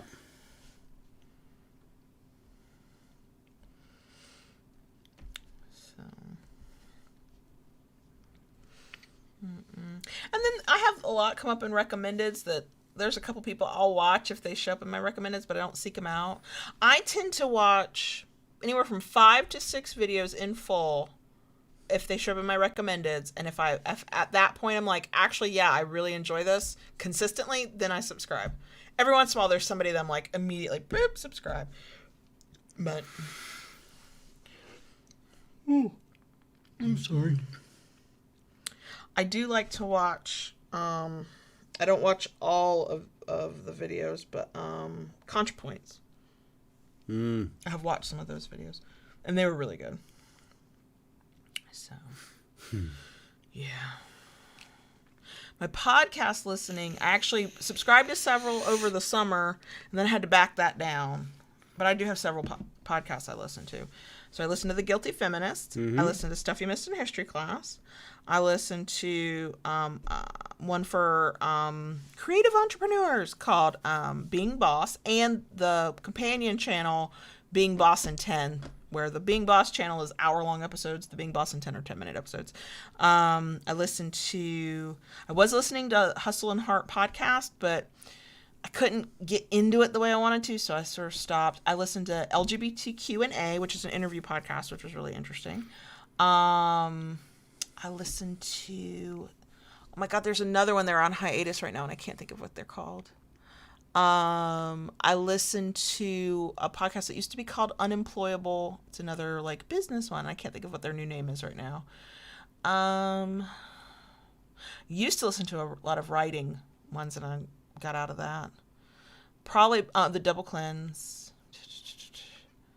My favorite is Stuff You Missed in History Class. That is my legit favorite podcast. Yeah, that's the one I hear you listen to the most. So.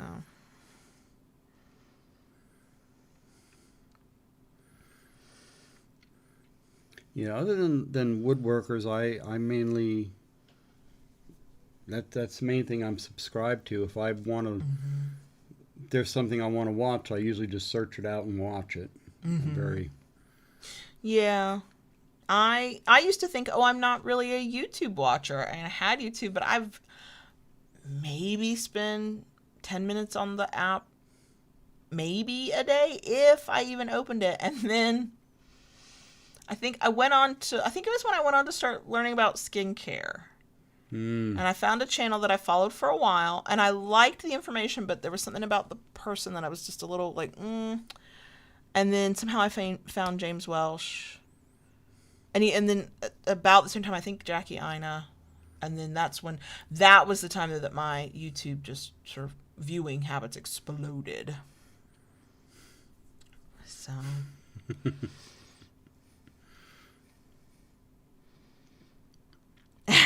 Chrissy, that's awesome. We have talked about how we want to do that. Yeah. We haven't talked about it seriously enough to get into any details, but like the questions are, okay, do we want to do that on the Instagram Live? Do we want to do that on YouTube? Like what, I don't know. I mean, it would never get monetized. We know that. Yeah. But there's so many vanilla woodworkers out there. It would be kind of cool to have, like, the kinky side of things. But, so. But, I subscribe to Vlogbrothers on YouTube and Hank's channel. I don't watch all of Hank's videos, but every once in a while I'll have a good rant, and I'm just like, hell yeah, I'm here for it. I want to listen to more of John Green's stuff. Like, I'd love to listen to his podcast, The Anthropocene Reviewed. I think I've said that right.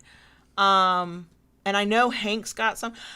Hank, I have discovered, I am like Hank. Hank is like me, but Hank is the pinnacle of where I'm trying to get. That man's got more ideas than time in the day and is always starting a new thing. But he's at a stage in his life that when he wants to start a new thing, he has the resources to hire people to help him start that new thing. Yeah. And I am not at that stage in life, but I did feel validated. I was like, look, I'm not the only one who's always trying to start something new. Okay. Yeah, I want to be Hank Green when I grow up. I am getting more comfortable settling with serums, but I only use two active serums regularly, and I actually use those in the morning. And I am starting a retinol. I've used it twice now. I have heard one episode, and it's because John reposted it as a video on Vlogbrothers recently, and I was so into it. And John Green's voice is so fucking soothing.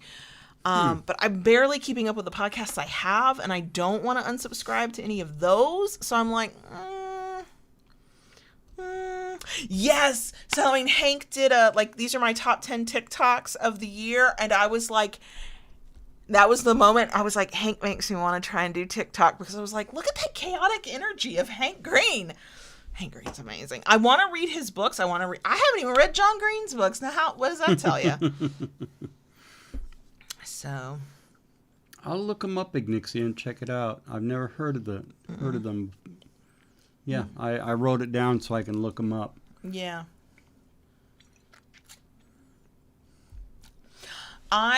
They're only because they're my recommendeds. I tend to watch for the Daily Show on YouTube.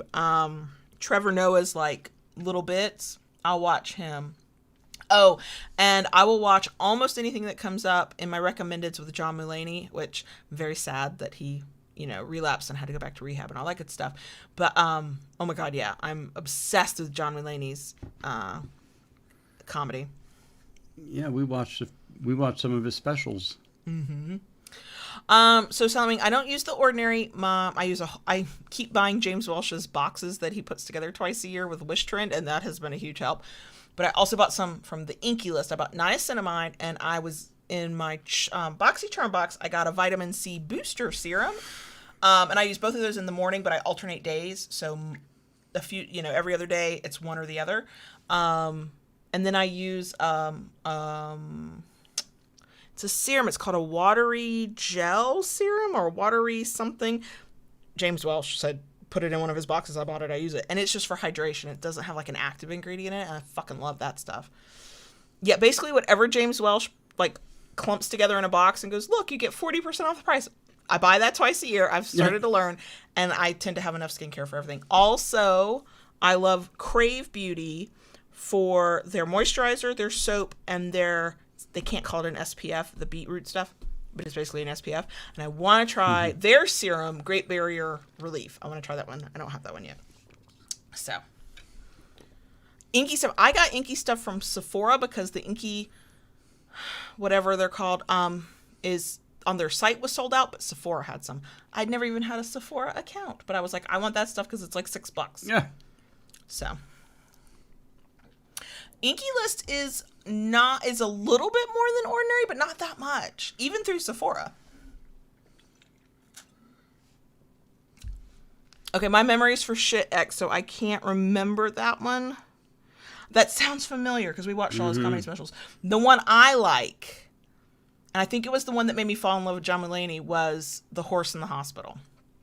Yes. The Horse in the Hospital, I think, is when I went, oh, John Mulaney's a person.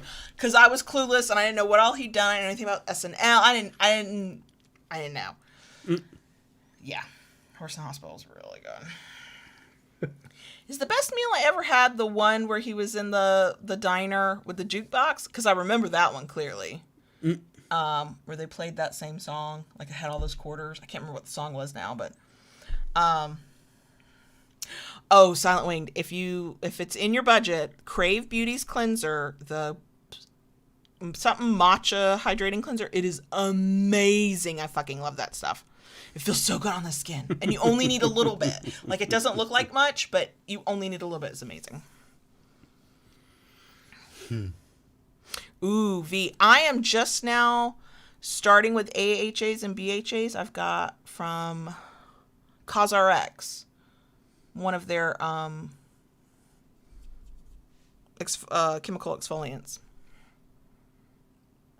Okay, yeah, I was remembering that. I just forgot the title of it. Yeah, that was hilarious. Oh my God. Yeah, I like John Mulaney. Thank you. That's the song. So, do you know, I've heard Jim Gaffigan is great. I don't think I've ever heard any of his comedy. We had a couple of nights weeks ago where we were just watching comedy specials. Yeah. Oh God, who was it we watched? She was that 20-something young woman. She was so funny. Oh, yes, I remember who you're... Because she came up in my recommendeds on YouTube. Yeah. I cannot think of her name. I can see her face. She's got a ponytail. Something Thompson, I think is her last name. I can't think of her name. I feel awful. She's so funny. She's like, in your 20s, you have to question everything. Like, am I fun or is this a problem? And I was like, oh my God, you're right. That is what 20s are like. So, But yeah, Tayshu, when we were going through the comedy specials that we were watching, I noticed Jim Gaffigan was like, there were several.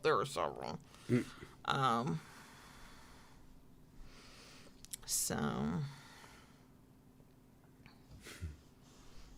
yeah, I've fallen off of my skincare routine, and my nose on the sides here, oh my god, it's like, bitch, please exfoliate. We're very clogged here. But I was doing a morning routine and a night routine, and now the only time I do a night routine is when I've worn makeup during the day. And then I try to tell myself, okay, I'll wear makeup during the day, because then I'll have to take it. I have not worn makeup during the day.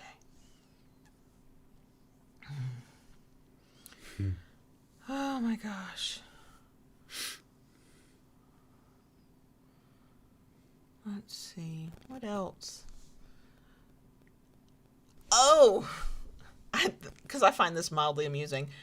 We tried to watch a Marvel show on Netflix called Iron Fist. We got through the whole first season, and we were like, it's not the worst thing we've ever seen. There's only 2 seasons. Cannot watch the second season. Cannot bring ourselves to watch the second season. No. We're like, fucking hell, who cares? And then we were pulling up Netflix the other night, and, you know, it'll show you what you're watching, what you were watching, and then go into the recommendeds or whatever. And I was like, when did JB start watching a show called Iron Fist without me? And then I went, it was so memorable. Holy shit! Mm-hmm. We watched that whole season, and I had already forgotten it. It was already gone. I don't know. I don't know if I want to watch WandaVision. I'm afraid of being disappointed. Do you want to watch one? And now that's Disney Plus. I mean, I know, completely different platform, but Marvel. Do you want to watch WandaVision? Yeah, I do. Okay. I do. I mean, I will if you do. The first 2 episodes are out now. That's right. I have been rewatching Stargate. SG-1. Yes, and I get sucked in every time you put it on. It's been on Netflix, and I'm on season 4. Yeah. And you keep saying you don't want to watch it, but then you're in the background all sucked in. Well, here's what's funny. I do not care about watching it in order. Like, I'm not at all invested. I'm like, whatever. But if you put it on, or if it's on and I come out in the living room and I don't have something going on, I will sit and watch it, and I do get into it. Yeah. But I'm not into it enough to want to follow it. So, of course, then I'm the one asking the annoying questions of, where'd the other dude go? Or, are they ever going to have sex? That's a lot of tension there. Like, oh, is that his wife? Like, I'm that one. Yeah. So, yeah, you know what we haven't checked for? And maybe it's because Netflix hasn't told us, but have any of the DC shows updated? Or did we get through them during the first quarantine and lockdown? I thought I heard that Supergirl was, like, on the last season, like it was wrapping up. I don't know if that's true. Somebody let me know. I don't know. Normally, Netflix, because I follow those shows, when new seasons come out, it generally lets me know. Okay. So. Yeah. But. Yeah, I mean, so Rara, thank you for being like, you've watched them. Good. That gives me some hope. I was reading some reviews of them that were spoiler-free reviews, and they were kind of like that. And you see, they were kind of saying the same thing, like, where are you going with this? What is this? What is this supposed to be? The one review I read said the first episode was a little bit like, I don't know if it was clunky or it was just slow to that person, but the second episode was better. I just don't want to be disappointed. Yeah. Well, and, you know, something that's funny, I really think that part of it is, for us at least, we started our superhero TV watching with DC, and now when I watch a Marvel show, I compare it to the DC shows. Like, I don't even... Iron Fist was such a bad ripoff of Arrow. I'm not fucking lying. That was awful. I'm gonna say this when it comes to it. I really, really love the Marvel movies. The Marvel movies are fantastic. I have had a very hard time getting into the Marvel series, the TV series. Yeah, I have too. With the exception of Wonder Woman, I've always been very disappointed in DC's movies. Yeah. But I've enjoyed their shows like Flash and Arrow and that. So it's kind of weird. It is kind of weird. Yeah, we watched Wonder Woman 1984 on Christmas Day because we now have HBO Max.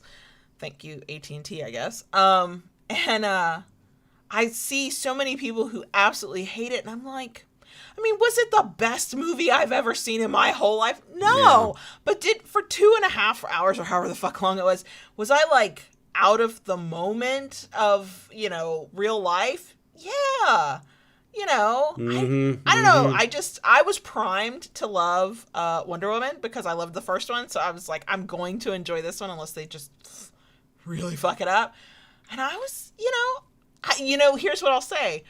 I will happily watch the first Wonder Woman over and over again. I don't have that urge with the sequel. I wish they'd given us more of her and her childhood, and I really enjoy that part. But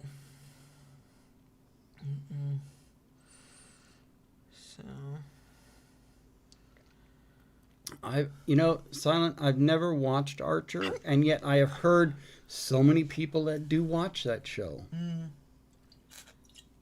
Justin, we tried to watch Jessica Jones, and we just couldn't get into it. We tried so hard. We were waiting for the David Tennant moment. Yeah. And we couldn't even get to that point. We were like, oh, okay, we're ready to watch something else. We tried. What else have we been watching, though? Because Stargate 1, yeah. Mm-hmm. I had a night where I just needed some nostalgia, so we watched several episodes of Golden Girls. Yeah. It was very pleasant. Mm-hmm. The kids have us watching on alternating family movie nights, which they're not movies anymore. We've been watching Adventure Time. Yes. And I fucking love it. It's absurd, and I fucking love it. I have so many questions, though. Mm-hmm. We're only in season 3 of that. Yeah. Mm-hmm. And we're rewatching Doctor Who together. For the Whovians out there, what do we think of the rumors? And maybe I just haven't been paying attention. Have they been confirmed? Jodie Whittaker, this will be her last season once it finally fucking comes out.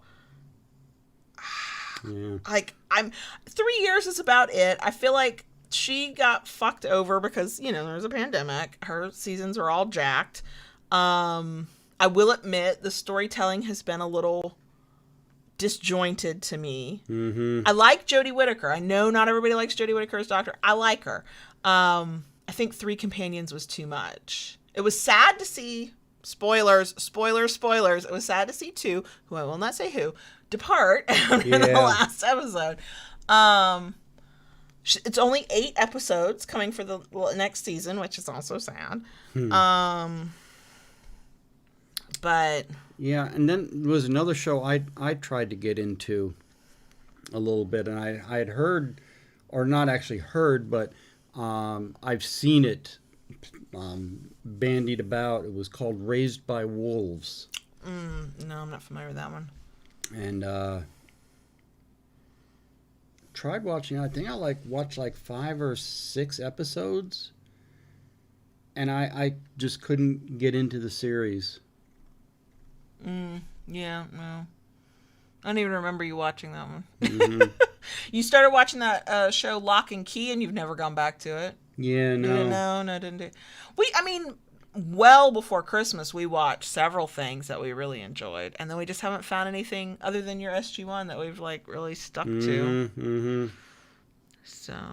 Yeah, Christine, I agree with you. It was nice seeing Captain Jack again. My favorite, though, was when the doctor's like, "Have you had work done?" Yeah. It's like, well, obviously. Yeah. And see, Jodie Whittaker's doctor and Jack should have had better chemistry. They had pretty good chemistry. It was kind of playful, but it could have been better. And I don't blame that on Jodie Whittaker. I do blame that on the writing a bit. Yeah. Night Path Girl. Night. I've read way too much internet chatter about people being really pissed off about the whole storyline of the Timeless Child. I can barely remember any fucking more. It's been so fucking long. I'd have to go back and rewatch the episodes to even remember. I remember it, but I don't remember the details. That's And that makes me sad because we're rewatching Doctor Who and we're finally in David Tennant's time frame because it was so slow going. We're alternating and then we had weeks where we didn't and blah, blah, blah. And so I'm remembering that feeling and now I'm getting to rewatch it. So I'm noticing other details. I'm like, I'm loving this. And as much as I like Jodie as the Doctor, the episodes I remember, I don't have that feeling with. And I'm like, but I want that feeling back. I do kind of like the excitement of who could be the next Doctor. Yeah. Oh, there's a channel on YouTube. I'm not subscribed. They came up because I was watching Doctor Who videos called Who Culture. And they did a speculation video of the 10 actors who could be the next Doctor Who. And it's not based on any, like, we've heard rumors of. It's like who we'd like to see be the next Doctor Who. And one of the people they suggested was Idris Elba. Yeah. And I was like, fucking, I mean, please, he's not gonna. But please, I'd be here for it. Mm-hmm. They on that list, they also suggested both Olivia Colman, which I think would be really cool, and I can't think of the her name. Is it Hattie Atwell? The woman who played Agent Carter in the Marvel movies. Peggy? Yes. Haley Atwell? I think her last name's Atwell. I can't think of her first name. And I was like, I would love to see that. That's not going to fucking happen, but I'd love to see that. So... we still haven't watched The Crown, even though I kind of think I'd like to watch that. I think I'd like to watch Bridgerton. It's I can't describe it. I'm not going to try for you. Oh yeah, but it's based on a romance novel series. Yeah. Seen the previews of it. Yeah, it popped up.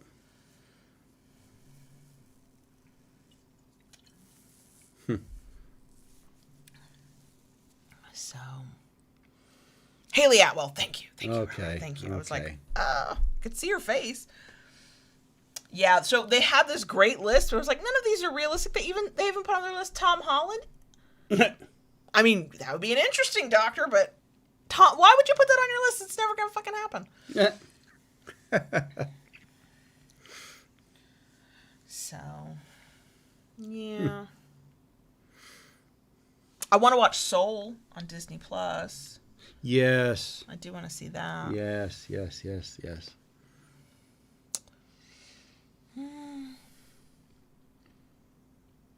That's all I got. Yeah. I mean, I really enjoyed The Good Place and Schitt's Creek, and I think Schitt's Creek was so good. I enjoyed them good. So much so that good. I'm having a hard time finding anything that I know. I mean, I think it's funny we Bebe. were like, I love that Moira Rose is considered a gay icon now. I think this is fucking fabulous. And rightly so. Yeah, so it was funny, The Good Place, we watched and we're like, oh my god, this is so good. And then we watched Schitt's Creek and I was like, no, this is my favorite show. Yeah. But they were both, in their own way, completely absurd and lighthearted for the most part. And yeah, like, I just can't, like, what's gonna fucking beat Schitt's Creek? I can't imagine it.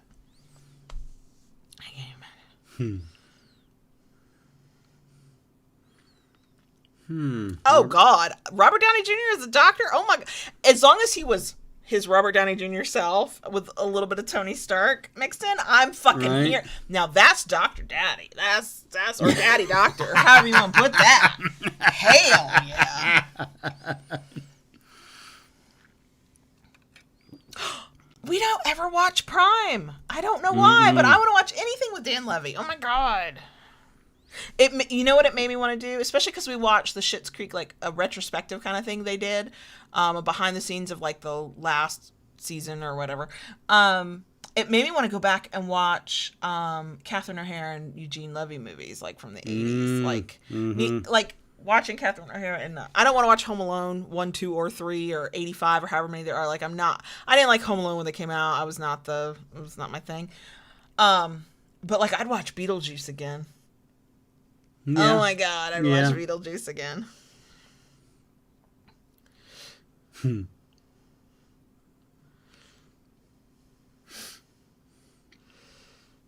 So.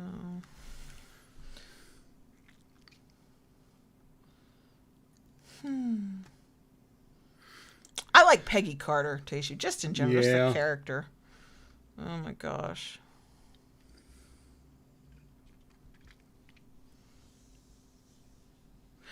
Basic Mama, we have the DVDs of certain seasons up through, I don't remember which, through Matt Smith, I think. And then... No, I think we have... do we have Peter Capaldi? Yeah. Okay. And then we were able to watch BBC America through an app we had through AT&T. Mm-hmm. But now that's gone because we have HBO Max through AT&T. So when we watched the last Doctor Who special, I actually went to BBC... the website, like it wasn't even BBC America, it was like just BBC, and we were able to watch it. It streamed straight from their site. We popped it up on the TV to watch it that way, and that's actually how we watched it. So I hope that's how we'll watch it the rest of the episodes. So, night, Eva. Night, Eva.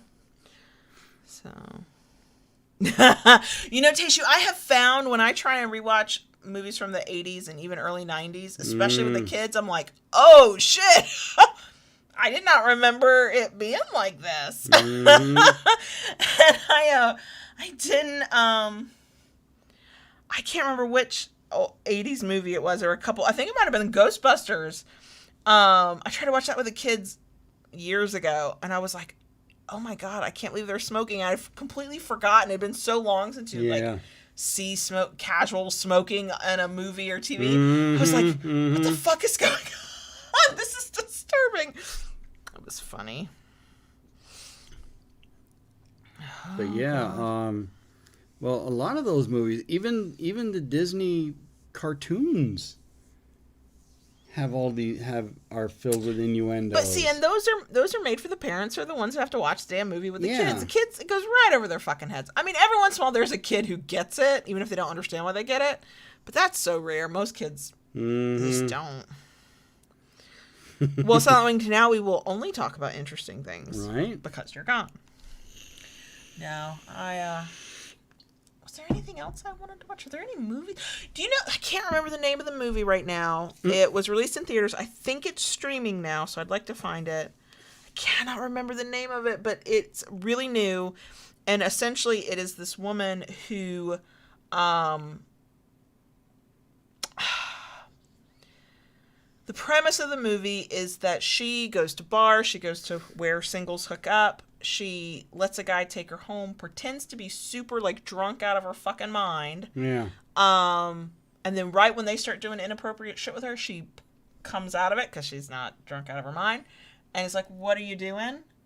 And it's a bit of like a thriller, I think. Their dark humor, I think, is how I saw it described. I cannot think of the name of it, but it looks so good. I cannot remember it. So... yeah, Christy, the 15-year-old totally gets it. The 11-year-old, there are enough times he's like, what did they say, Mom? That I'm like, okay, good. You don't get them all yet. Good. Stay innocent. We just tell him, just stay innocent, baby. And he goes, okay, I'd prefer it that way. So here's an interesting thing. Okay. I don't think I told you this. I was talking to the 11-year-old. We were in the car doing something. This has been a couple weeks ago. And, we were talking about, getting older and teenagers, and he's always like, oh, God, talking about his brother. He's so into, that girl. I wish he'd just, and I said, well, there might come a day, and I don't try never to make assumptions about who any of the kids will like or be into or whatever. I said, well, there might come a day where, there's somebody who gets your attention and the hormones kick in.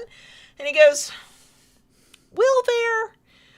And something about the way the conversation went, I cannot remember exactly. And I said, not necessarily. I said, some people don't feel that way about other people. And somehow we get into this conversation about asexuality. And I am not the ambassador for ace folks. I'm sure I stumbled the fuck through that. And it was a really, really bare bones, basic definition.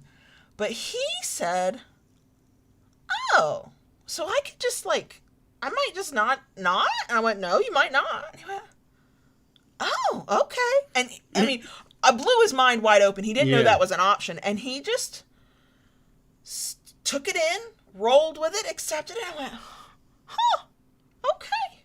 Well, there we go. Yep. I was like, But that was just like, it was like this moment of me realizing, even though you know something intellectually, you don't always like feel it deep down. I was like, he might be ace. Okay. Yeah. Okay. Well, there we go. Okay. So I mean, our oldest is both into all the people and also thinks everybody's idiots. Mm-hmm. So it's fun. It's fun. It's fun. Mm. He likes to stand up at apparently the Gen Z thing is to say gay when you mean in every label, pan or bi or whatever. I don't know if that's a Florida thing, if that's a Central Florida thing, if that's an everywhere thing, a Gen Z thing. I don't know. But he'll sometimes stand up and go, I'm gay as fuck. And tonight, JB finally went, I too am gay as fuck. I was like, I've been waiting on that. Oh my god! I think I fried a couple of his circuits. I know, it was hilarious because I think he understood that you meant it the way he means it. Yeah. It's like, okay. And I have to, because so he used to kind of like roll his eyes at me because I would, sometimes the way he uses the term gay reminds me of the way it's used as a slur from like my 90s childhood. And I had to tell him, I was like, this is how I heard that word used, so that's my automatic reaction. Like, ugh. Like, why are you saying it that way? And he's like, no, Mom. Gay it's just gay. Like, I said, but I thought you were, and I inserted his sexuality, and he went, well, yeah, I am, but we just say gay. And I'm like, okay. I don't understand. There's a word for what, okay, it's fine. It's your labels. I don't care. But I was very confused. Mm-hmm.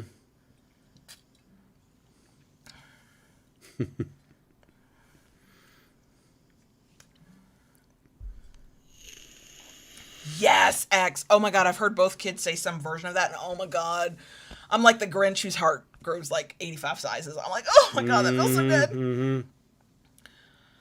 Oh yeah, well, silently, we're definitely assholes.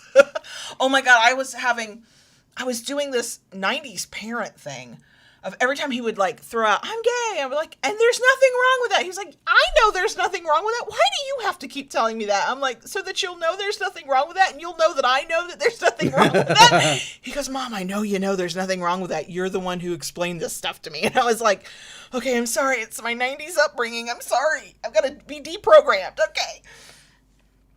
So... Oh, yeah, the kids love to throw out the don't assume gender. You know, you just fall into these language habits. Yeah. You don't even think about it. And we'll do that. We'll talk about something and just gender it. And one of the kids will every single time go, well, you don't know. Right. You're fucking right. I don't know. You're so right. Mm-hmm. We actually have gotten into a habit. The kids picked up on it faster than I think we did. When we don't know and we don't want to assume, we always just say they. So, you know, the kids can be taught that singular they, not a problem. I don't know what the hell's wrong with all the old people, but the kids got it. So.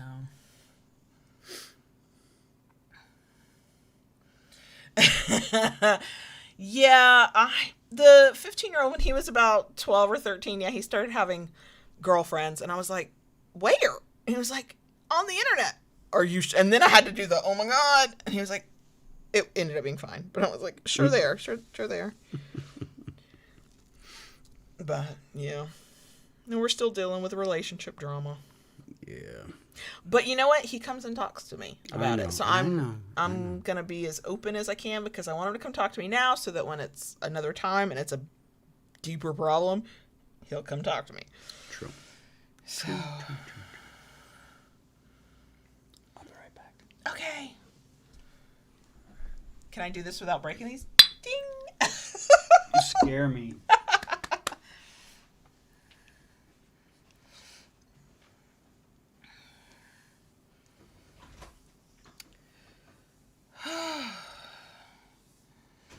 Yeah, Shy Bean. And that, I had to reteach myself because I had, and especially, and the thing I think this is a generational thing. I think this is Gen Z. They're naturally very sarcastic, and everything's ironic, and I'm sometimes correctly so, and sometimes not. And it's So he would use it with that sort of tone, and I was like, wait, we don't say things like that. And he's like, Mom, I'm talking about myself, and this is how we talk. And I'm like, okay, I'm officially old. I'm officially old. Maybe that's why I like to watch. I watch D'Angelo Wallace. He's 22. Read with Cindy, who is now with Cindy. She's 24 or 25 in that age range. And I'm like, okay, like, I feel like I don't get them. Twice their fucking age. But, like, hearing them is like hearing an adult version of the 15-year-old. I'm like, okay, I kind of get it. Oh, Lord, Basic Mama. By the time, I mean, that might be, I don't know, when did the generational changes start? It might be something completely different for yours. You'll be learning all new things, and we will be like, please explain the young ones to us, because we don't get it. I kind of can't wait to listen to the 15-year-old as a 30-year-old bitch about these younger generations. The way he bitches about these older generations. He loves an okay boomer joke or a Karen joke. I'm like, that's, I'll say something and he'll go, don't be such a Karen. And I'm like, don't you Karen me, okay? I am the forgotten Gen X. Don't okay boomer me. We are not those people, okay? We are forgotten as if we don't exist. Just ask the news who keeps comparing boomers to Gen Z or millennials and just forgetting Gen X is like right the fuck there.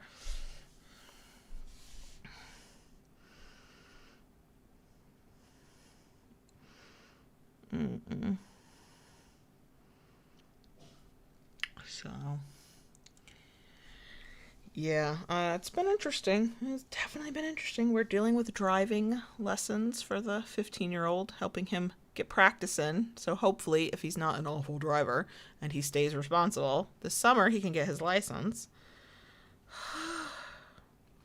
Maddie, you're so right. This is nothing. Even Julia Dreyfus. I was looking at JB.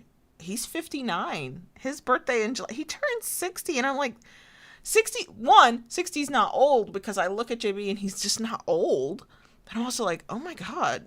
And then I'm like, oh my god, I'm 41. And then an existential crisis. Right, X? Like, don't fucking okay boomer me. I don't know what you're going to say to Gen X, because we're not going to be there to care.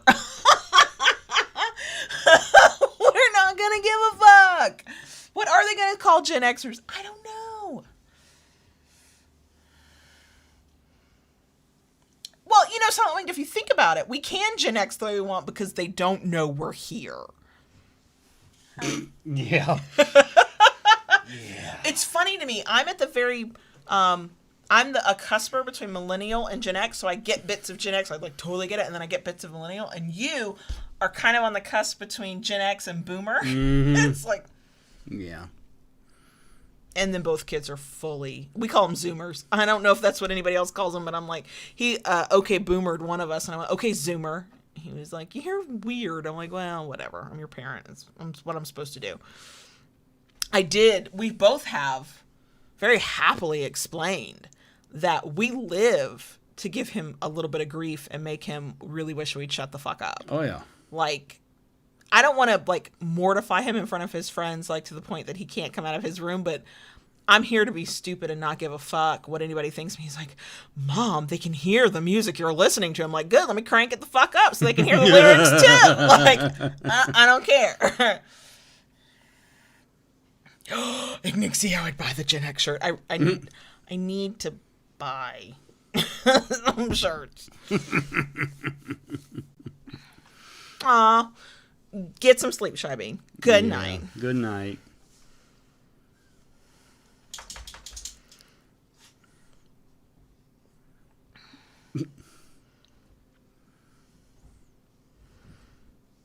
Yeah. Oh, she got comfortable on the couch. Yeah. Sassy Vanessa, I relate to millennials a lot. But then, man, I relate to the Gen Xers.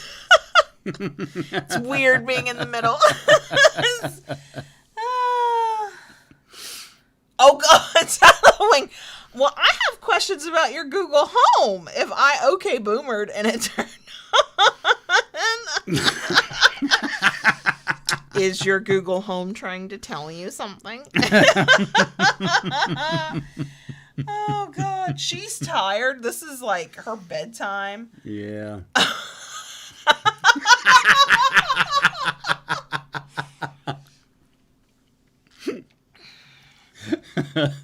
It's a special talent of mine. Oh, my God. It's funny. Yeah, I think it's exennials or something. I think so. It's something weird like that. I don't know. Well, yeah, Onyx is a little confused too. Oh, because her toys are still out and the lights are still on or whatever. Yeah. Sorry, Silent Wing. I read it on the live chat and then I had to. I'm a repeater. Haven't we already established this after all these fucking years?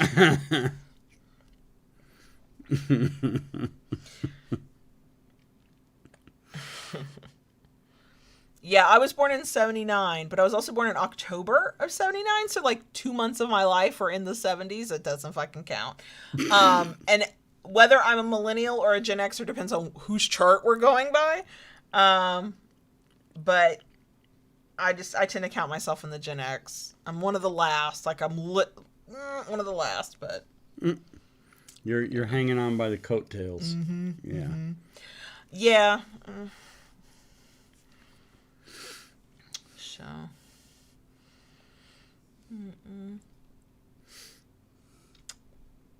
We haven't talked about food yet. I'm trying to be keto again. I'm not trying to be carnivore right now. That was too restrictive. In a time when our entire lives, if you take the pandemic seriously, our entire lives are restricted, the last fucking thing I could do was restrict my food.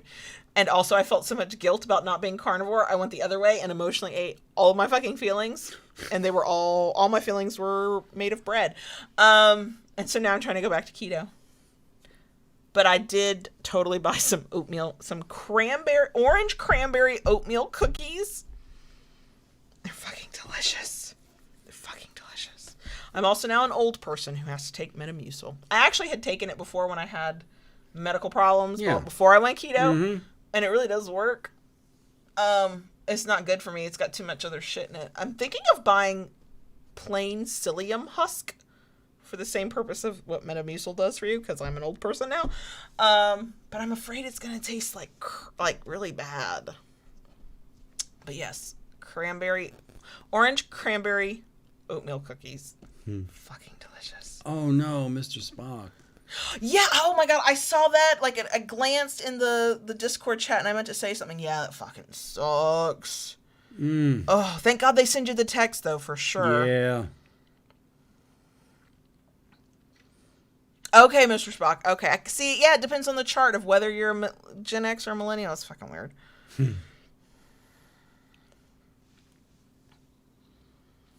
Night Owl, keto is can be very good for some people with it's been keto diets have been helpful for, I think, people with epilepsy. I think, don't quote me, I'd have to double check myself. And a low carb existence can be good for some people. I felt some of the best of my life on keto. Wasn't bloated, lost weight, had energy. Felt really, really good. Carnivore is like the next step in from that. And I felt even better. And my bloating went even, like, no inflammation. I was feeling great, but it was so restrictive. I couldn't keep up with it. See, Mr. Spock, we ended up waiting a solid week to get our new card. I really think part of it was we did everything automated. And I think had we talked to a person on the phone, they would have done the same thing. FedExed us a new card super fast, but...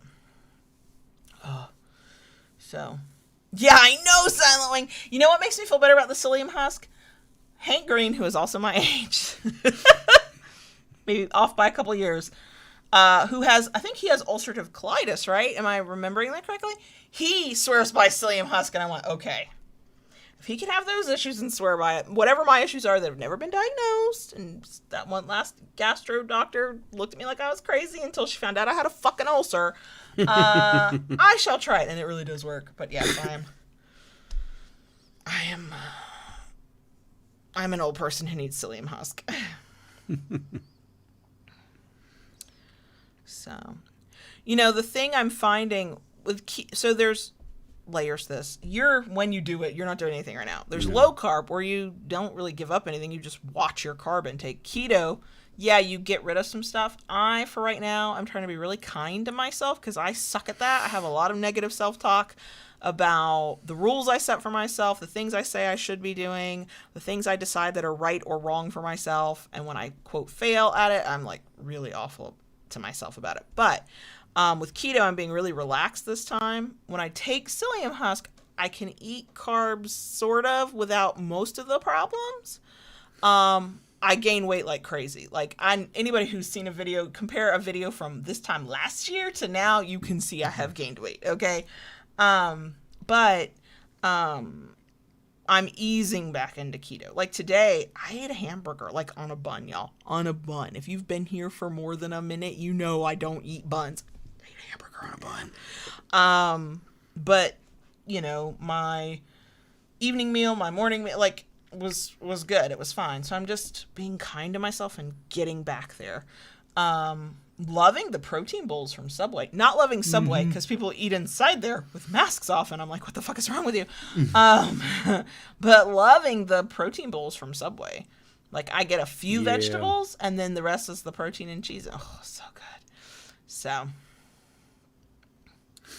keto is for people who can do it, and it's not right for everybody for different reasons. The idea behind lowering the carbs and sugar is, my understanding, very basic understanding, is about lowering inflammation.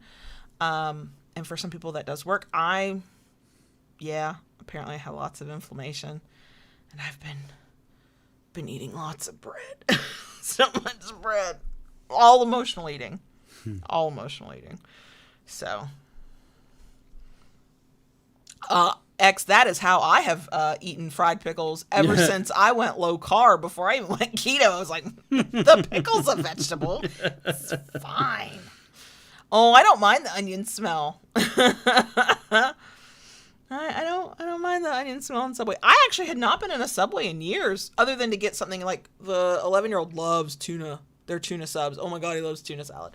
And I never liked their salads. I was like, oh, this is mostly spinach and or lettuce. And I wasn't eating subs. And then they did the protein bowl and I liked it. But yeah. I like a good pickle. A garlic pickle. A garlic pickle spear. Cold. Like fresh out of the jar. When the jar fresh out of the refrigerator. But you know what I mean. Yeah. And fried pickles are the best. Yeah. Oh my God, they're so good. Haven't had fried pickles in so long. I know, that used to be like, we had this really bad habit. Every time we'd go to a new to us restaurant and they offered fried pickles, we would get them because we had to find who had the best fried pickles. Do we even remember now, after all this time, who we decided was the fried pickle winner of this area? Mojo's. Was it Mojo's? Mojo's has good everything. Yeah. I think we say it, I would say they say it wrong. It's M-O-J-O. That's Mojo, okay? But everybody in town calls it Mojo's. But their food's really good. Deep fried mushrooms. Oh my God. Oh, yeah. Yes. Mott and sticks. mott sticks. Yep. I'm with you on that. I love a good mott stick. Yes. Yep.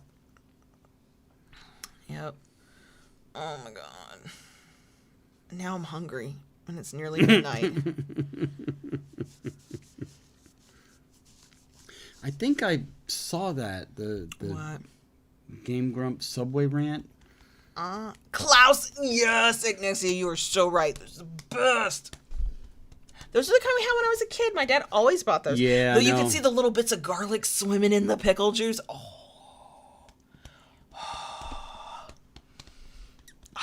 God, my mouth just watered for cold, fresh out of the fridge, cold garlic pickle.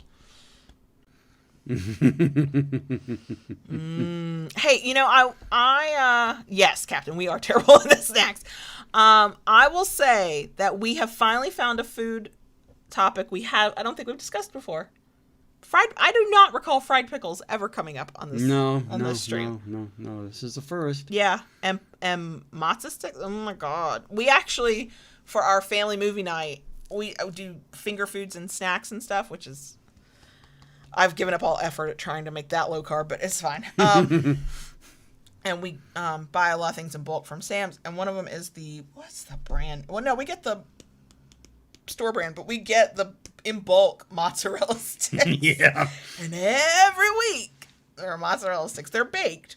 We don't fry them, but I still think I want an air fryer. Because some of those things that we bake, because we're not going to put them, we don't have a deep fryer, and we're not going to. Yeah. I bet they would be. Could you imagine those mozz sticks in the air fryer? Anybody who has an air fryer, have you done that? Does that work? I don't have an air fryer. I didn't get one for Christmas, so I'm probably not going to get one anytime soon. But I just need to know. So.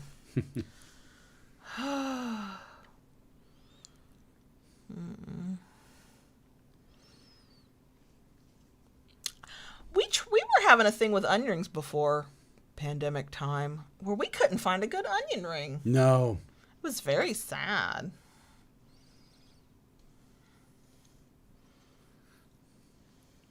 They were either overcooked. Mm-hmm. Most of the time, I think it was overcooked. They were like, yeah. Dum, dum, dum, dum, dum.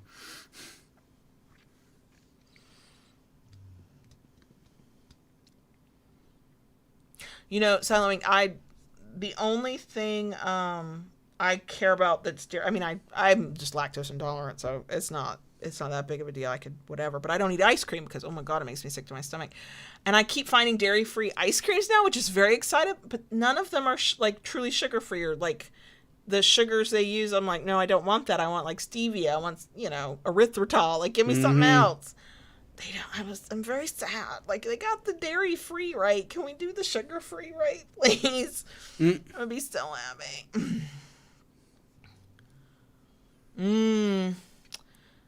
Yeah, I am.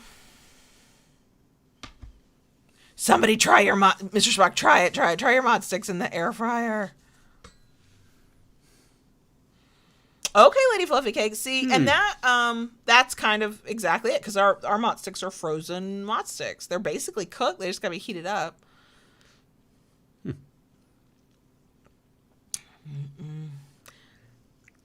Yeah, I don't know. You know what? I think I've watched too much YouTube. This is why I want an air fryer. I've seen a couple of YouTubers are like, I cooked my steak in the air fryer. I'm not sure that would be good. I'd prefer my steak on a grill. Thank you very much. But I've seen some people put some things in it, and they're like, it came out super crispy. And I'm like, So. Oh, Brussels sprouts. I love roasted Brussels sprouts. Oh, fucking love those.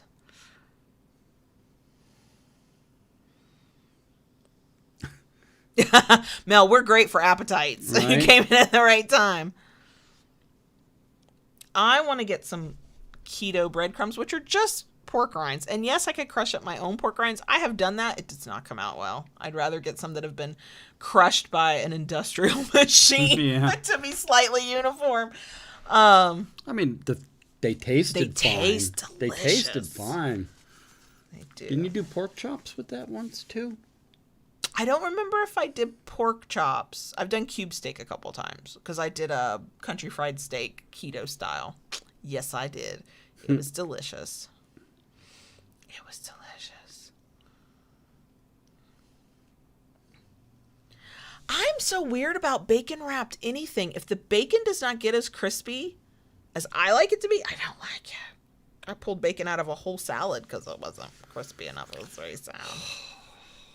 I want my bacon so crispy it's like eating a potato chip. Like, that's the level of crisp we're going for. I need to take a bite and the whole thing like shatter in my face. See, that's what I thought, Mr. Spock, that it would change the texture a little bit. I did think that. But there are some things that, yeah, you can bake them if you don't have a deep fryer, but they're just not as good. And so I heard all the hype about the air fryer and I was like, well, maybe they're, because I was like French fries and stuff.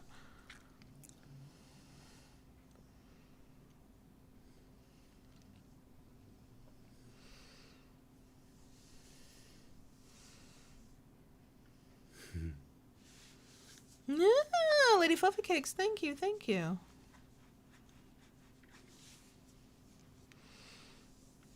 I can understand not grilling a steak like, you Canadians with your snow and stuff. I can see why you might want to use an air fryer. We, however, have grilled in nearly every type of weather other than a hurricane. True. Oh, my God. True. I mean, I will pop it in the broiler if we just can't. Like if I'm in charge of steak, I don't use the grill. I'm not allowed near open flame. You won't cook with fire, no. No, I'm not allowed near open flame. The house would be on fire. I promise you. I don't know how. I can't even imagine how it would happen, but it would totally happen. So I will use the broiler, which is a decent method. It's not as good, but it's a decent method. You at least usually get a good texture to it.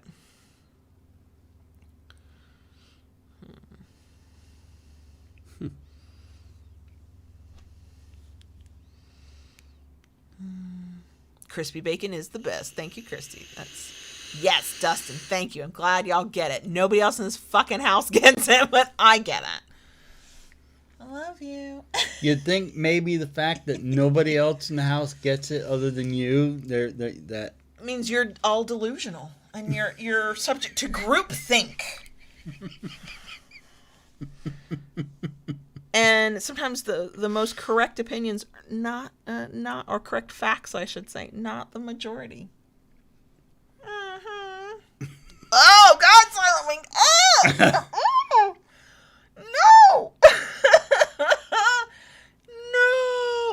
no. Oh, no. I cooked meat, squishy fat. No.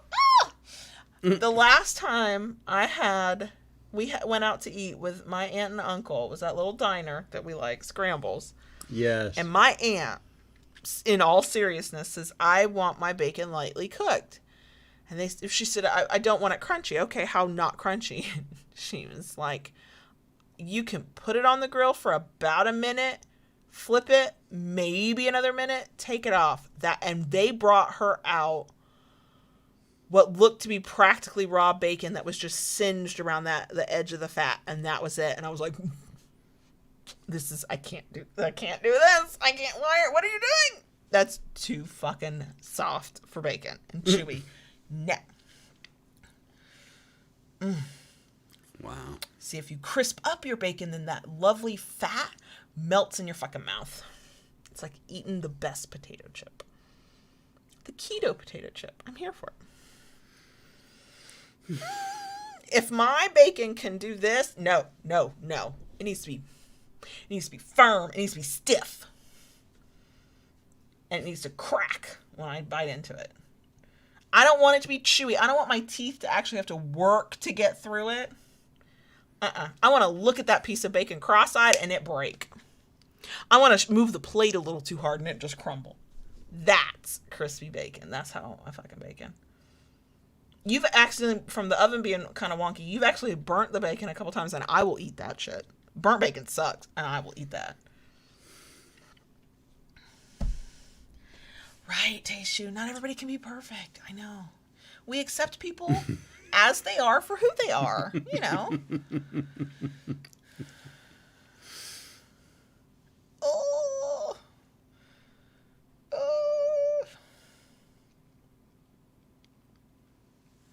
See, I like my bacon in the middle. Not crispy like you. Nowhere near like your aunt. Yeah, I think my aunt is the only person on the planet. So you are the Goldilocks of bacon. Is that what you're trying to say? Damn straight. Okay, Goldie.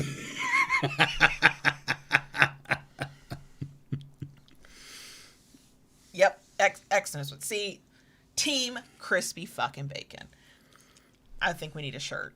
Ignixia, if you're here. And I'm sorry, the shirt needs to say team crispy fucking bacon. Because how can it be my team if we haven't dropped an F-bomb in the middle of the name? And chewy pork, I'm sorry, Silent Winged, that just sounds like an innuendo. And last I heard, you weren't supposed to be chewing on pork.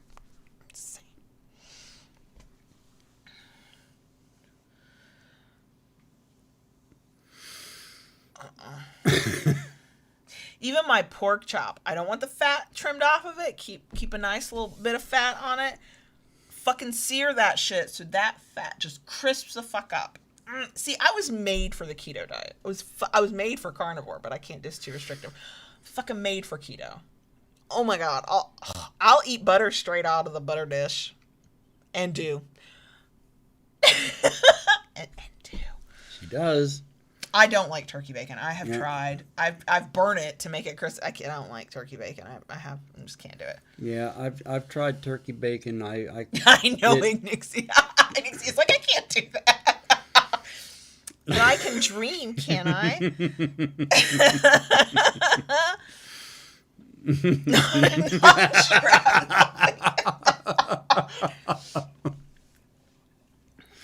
Oh god.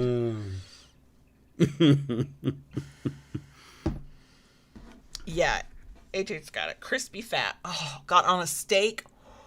Oh my god, that's why I like grilled steak so much. It's not the meat. I give two fucks about the meat. It's the fat. Exactly. I don't want my bacon to hurt me. I want to taste it and enjoy it. I'm sorry. I love deeply a person who hurts me on the semi-regular. Well, that says it all. I will not make the assumption that everybody who is on Team Crispy fucking Bacon is also a masochist, but I'm just going to point out in my situation, I'm okay with it hurting my mouth. But if you treat the crispy bacon right, it will not hurt you. I mean, unless you ask it nicely. You know, it's funny though, for all that I want my bacon so dead. I want my beef. I'm not rare. I can't eat rare, but I will eat medium rare.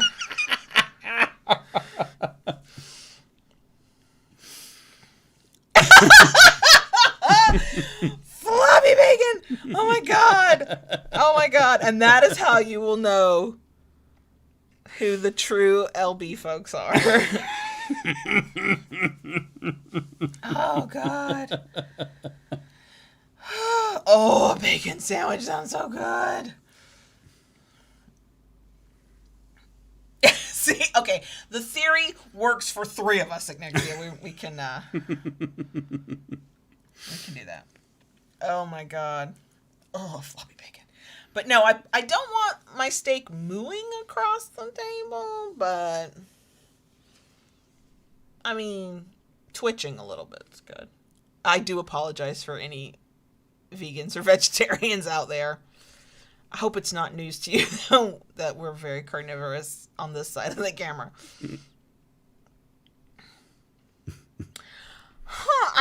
I mean, I've had beef sausage, but never as a breakfast sausage.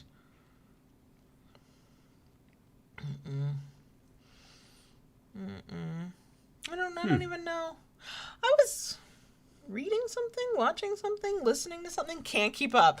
But they were talking about sausage that was not pork. I don't think it was one of the carnivore keto people I followed. Maybe it wasn't beef sausage they were talking about. I remember just reading it going, wow, you can make sausage out of that? Okay. You know, Christy, I'm not a big flavored lube fan, but I mean, if it tastes like crispy bacon.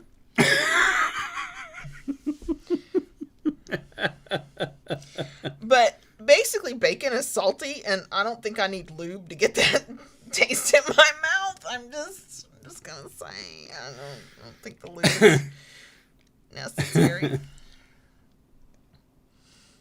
Oh wow, okay. Huh. So like I had never heard of that.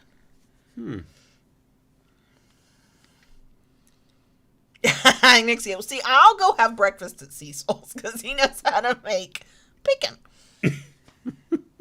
Yeah, Christina, they do. You're right. Wicked. What's the whole name of that lube company? Wicked Sensual? Can't remember. Theirs taste like the flavors they say they are. We've tried two flavors, I think. Yeah. And they didn't all run together. Is it a flavor I'd like coating the entire inside of my mouth for a long time? Not really. But for a few minutes of fun until I can swallow the lube, I mean? Yeah.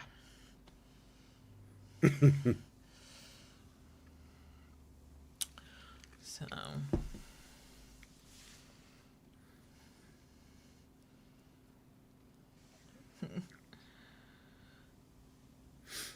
feel about coriander? I can't remember. Do you like coriander? I can't remember. I can't remember the flavor. The flavor's not coming to me. Yeah. Flavor's not coming to me.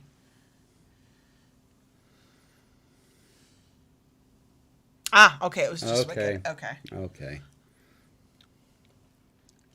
But yeah, they had salted caramel. They have coffee. They have what other flavored lubes do they have? I know they have cherry. I think they have vanilla. Yeah. God, that's been years ago that we got that. Couldn't even tell you where that stuff is now. It's expired now at this point. Okay. If we ever come across it, we'll have to toss it out. Yeah. But... Oh, look at us. We made it past midnight. Mm-hmm. Wow. Is that why you're yawning like that? Uh-huh.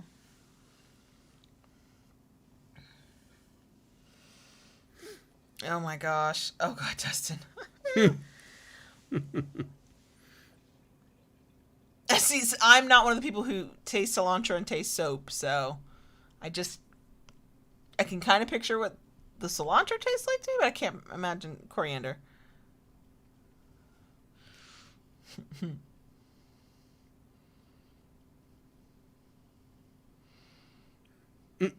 Oh my gosh.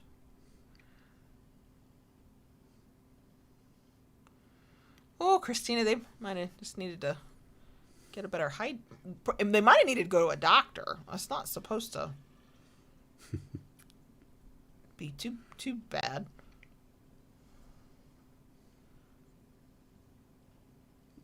Yeah, that's right. I know. It's like I look down at the clock that's never right, but I was like, fuck, we made it. We made it. Look at us. My throat hurts. I've had 2 ciders. You're yawning. I'm yawning. And I would also now like some bacon. And I need a good night's sleep because I got to play with a chainsaw tomorrow. Are you sure you should be playing with a chainsaw tomorrow? Oh, that's right. You're cutting back a tree. Yeah. That's right. I was like, wait. I thought it was a bandsaw. So, all these saws. Oh, my God. Oh, my gosh. Yeah, I need to cut back the crepe myrtle. Oh my God.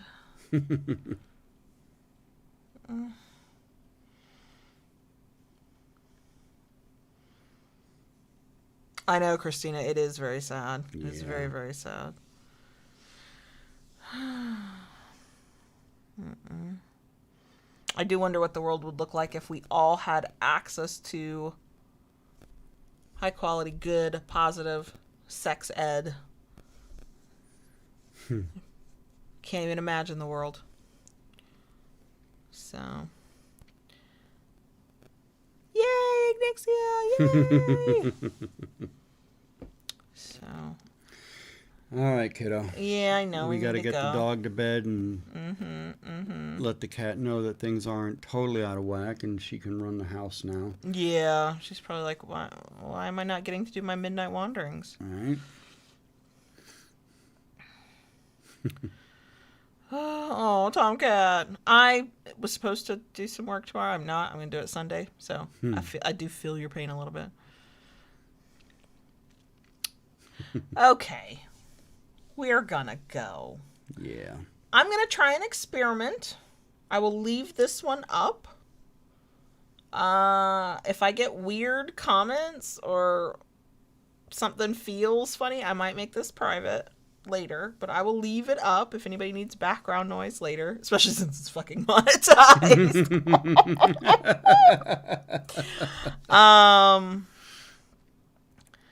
So yeah. We're gonna go. We love you guys. Yeah. Thanks for being here. Thanks for joining us. Thanks for, if you listen in the background, never said a word, we see you. I too am a lurker. Thanks for those who joined in the live stream chat. We will do this again next month, 3rd Friday, whatever date that is. I don't know. Don't ask me. 9:30 p.m. Eastern. But beyond that, next Wednesday we will stream again. Next Friday the podcast episode goes out. Next Monday there's a new video. There's currently a new video on the channel right now. There's just lots of stuff. So thanks for spending time with us. And we'll see y'all again later. Bye. Night.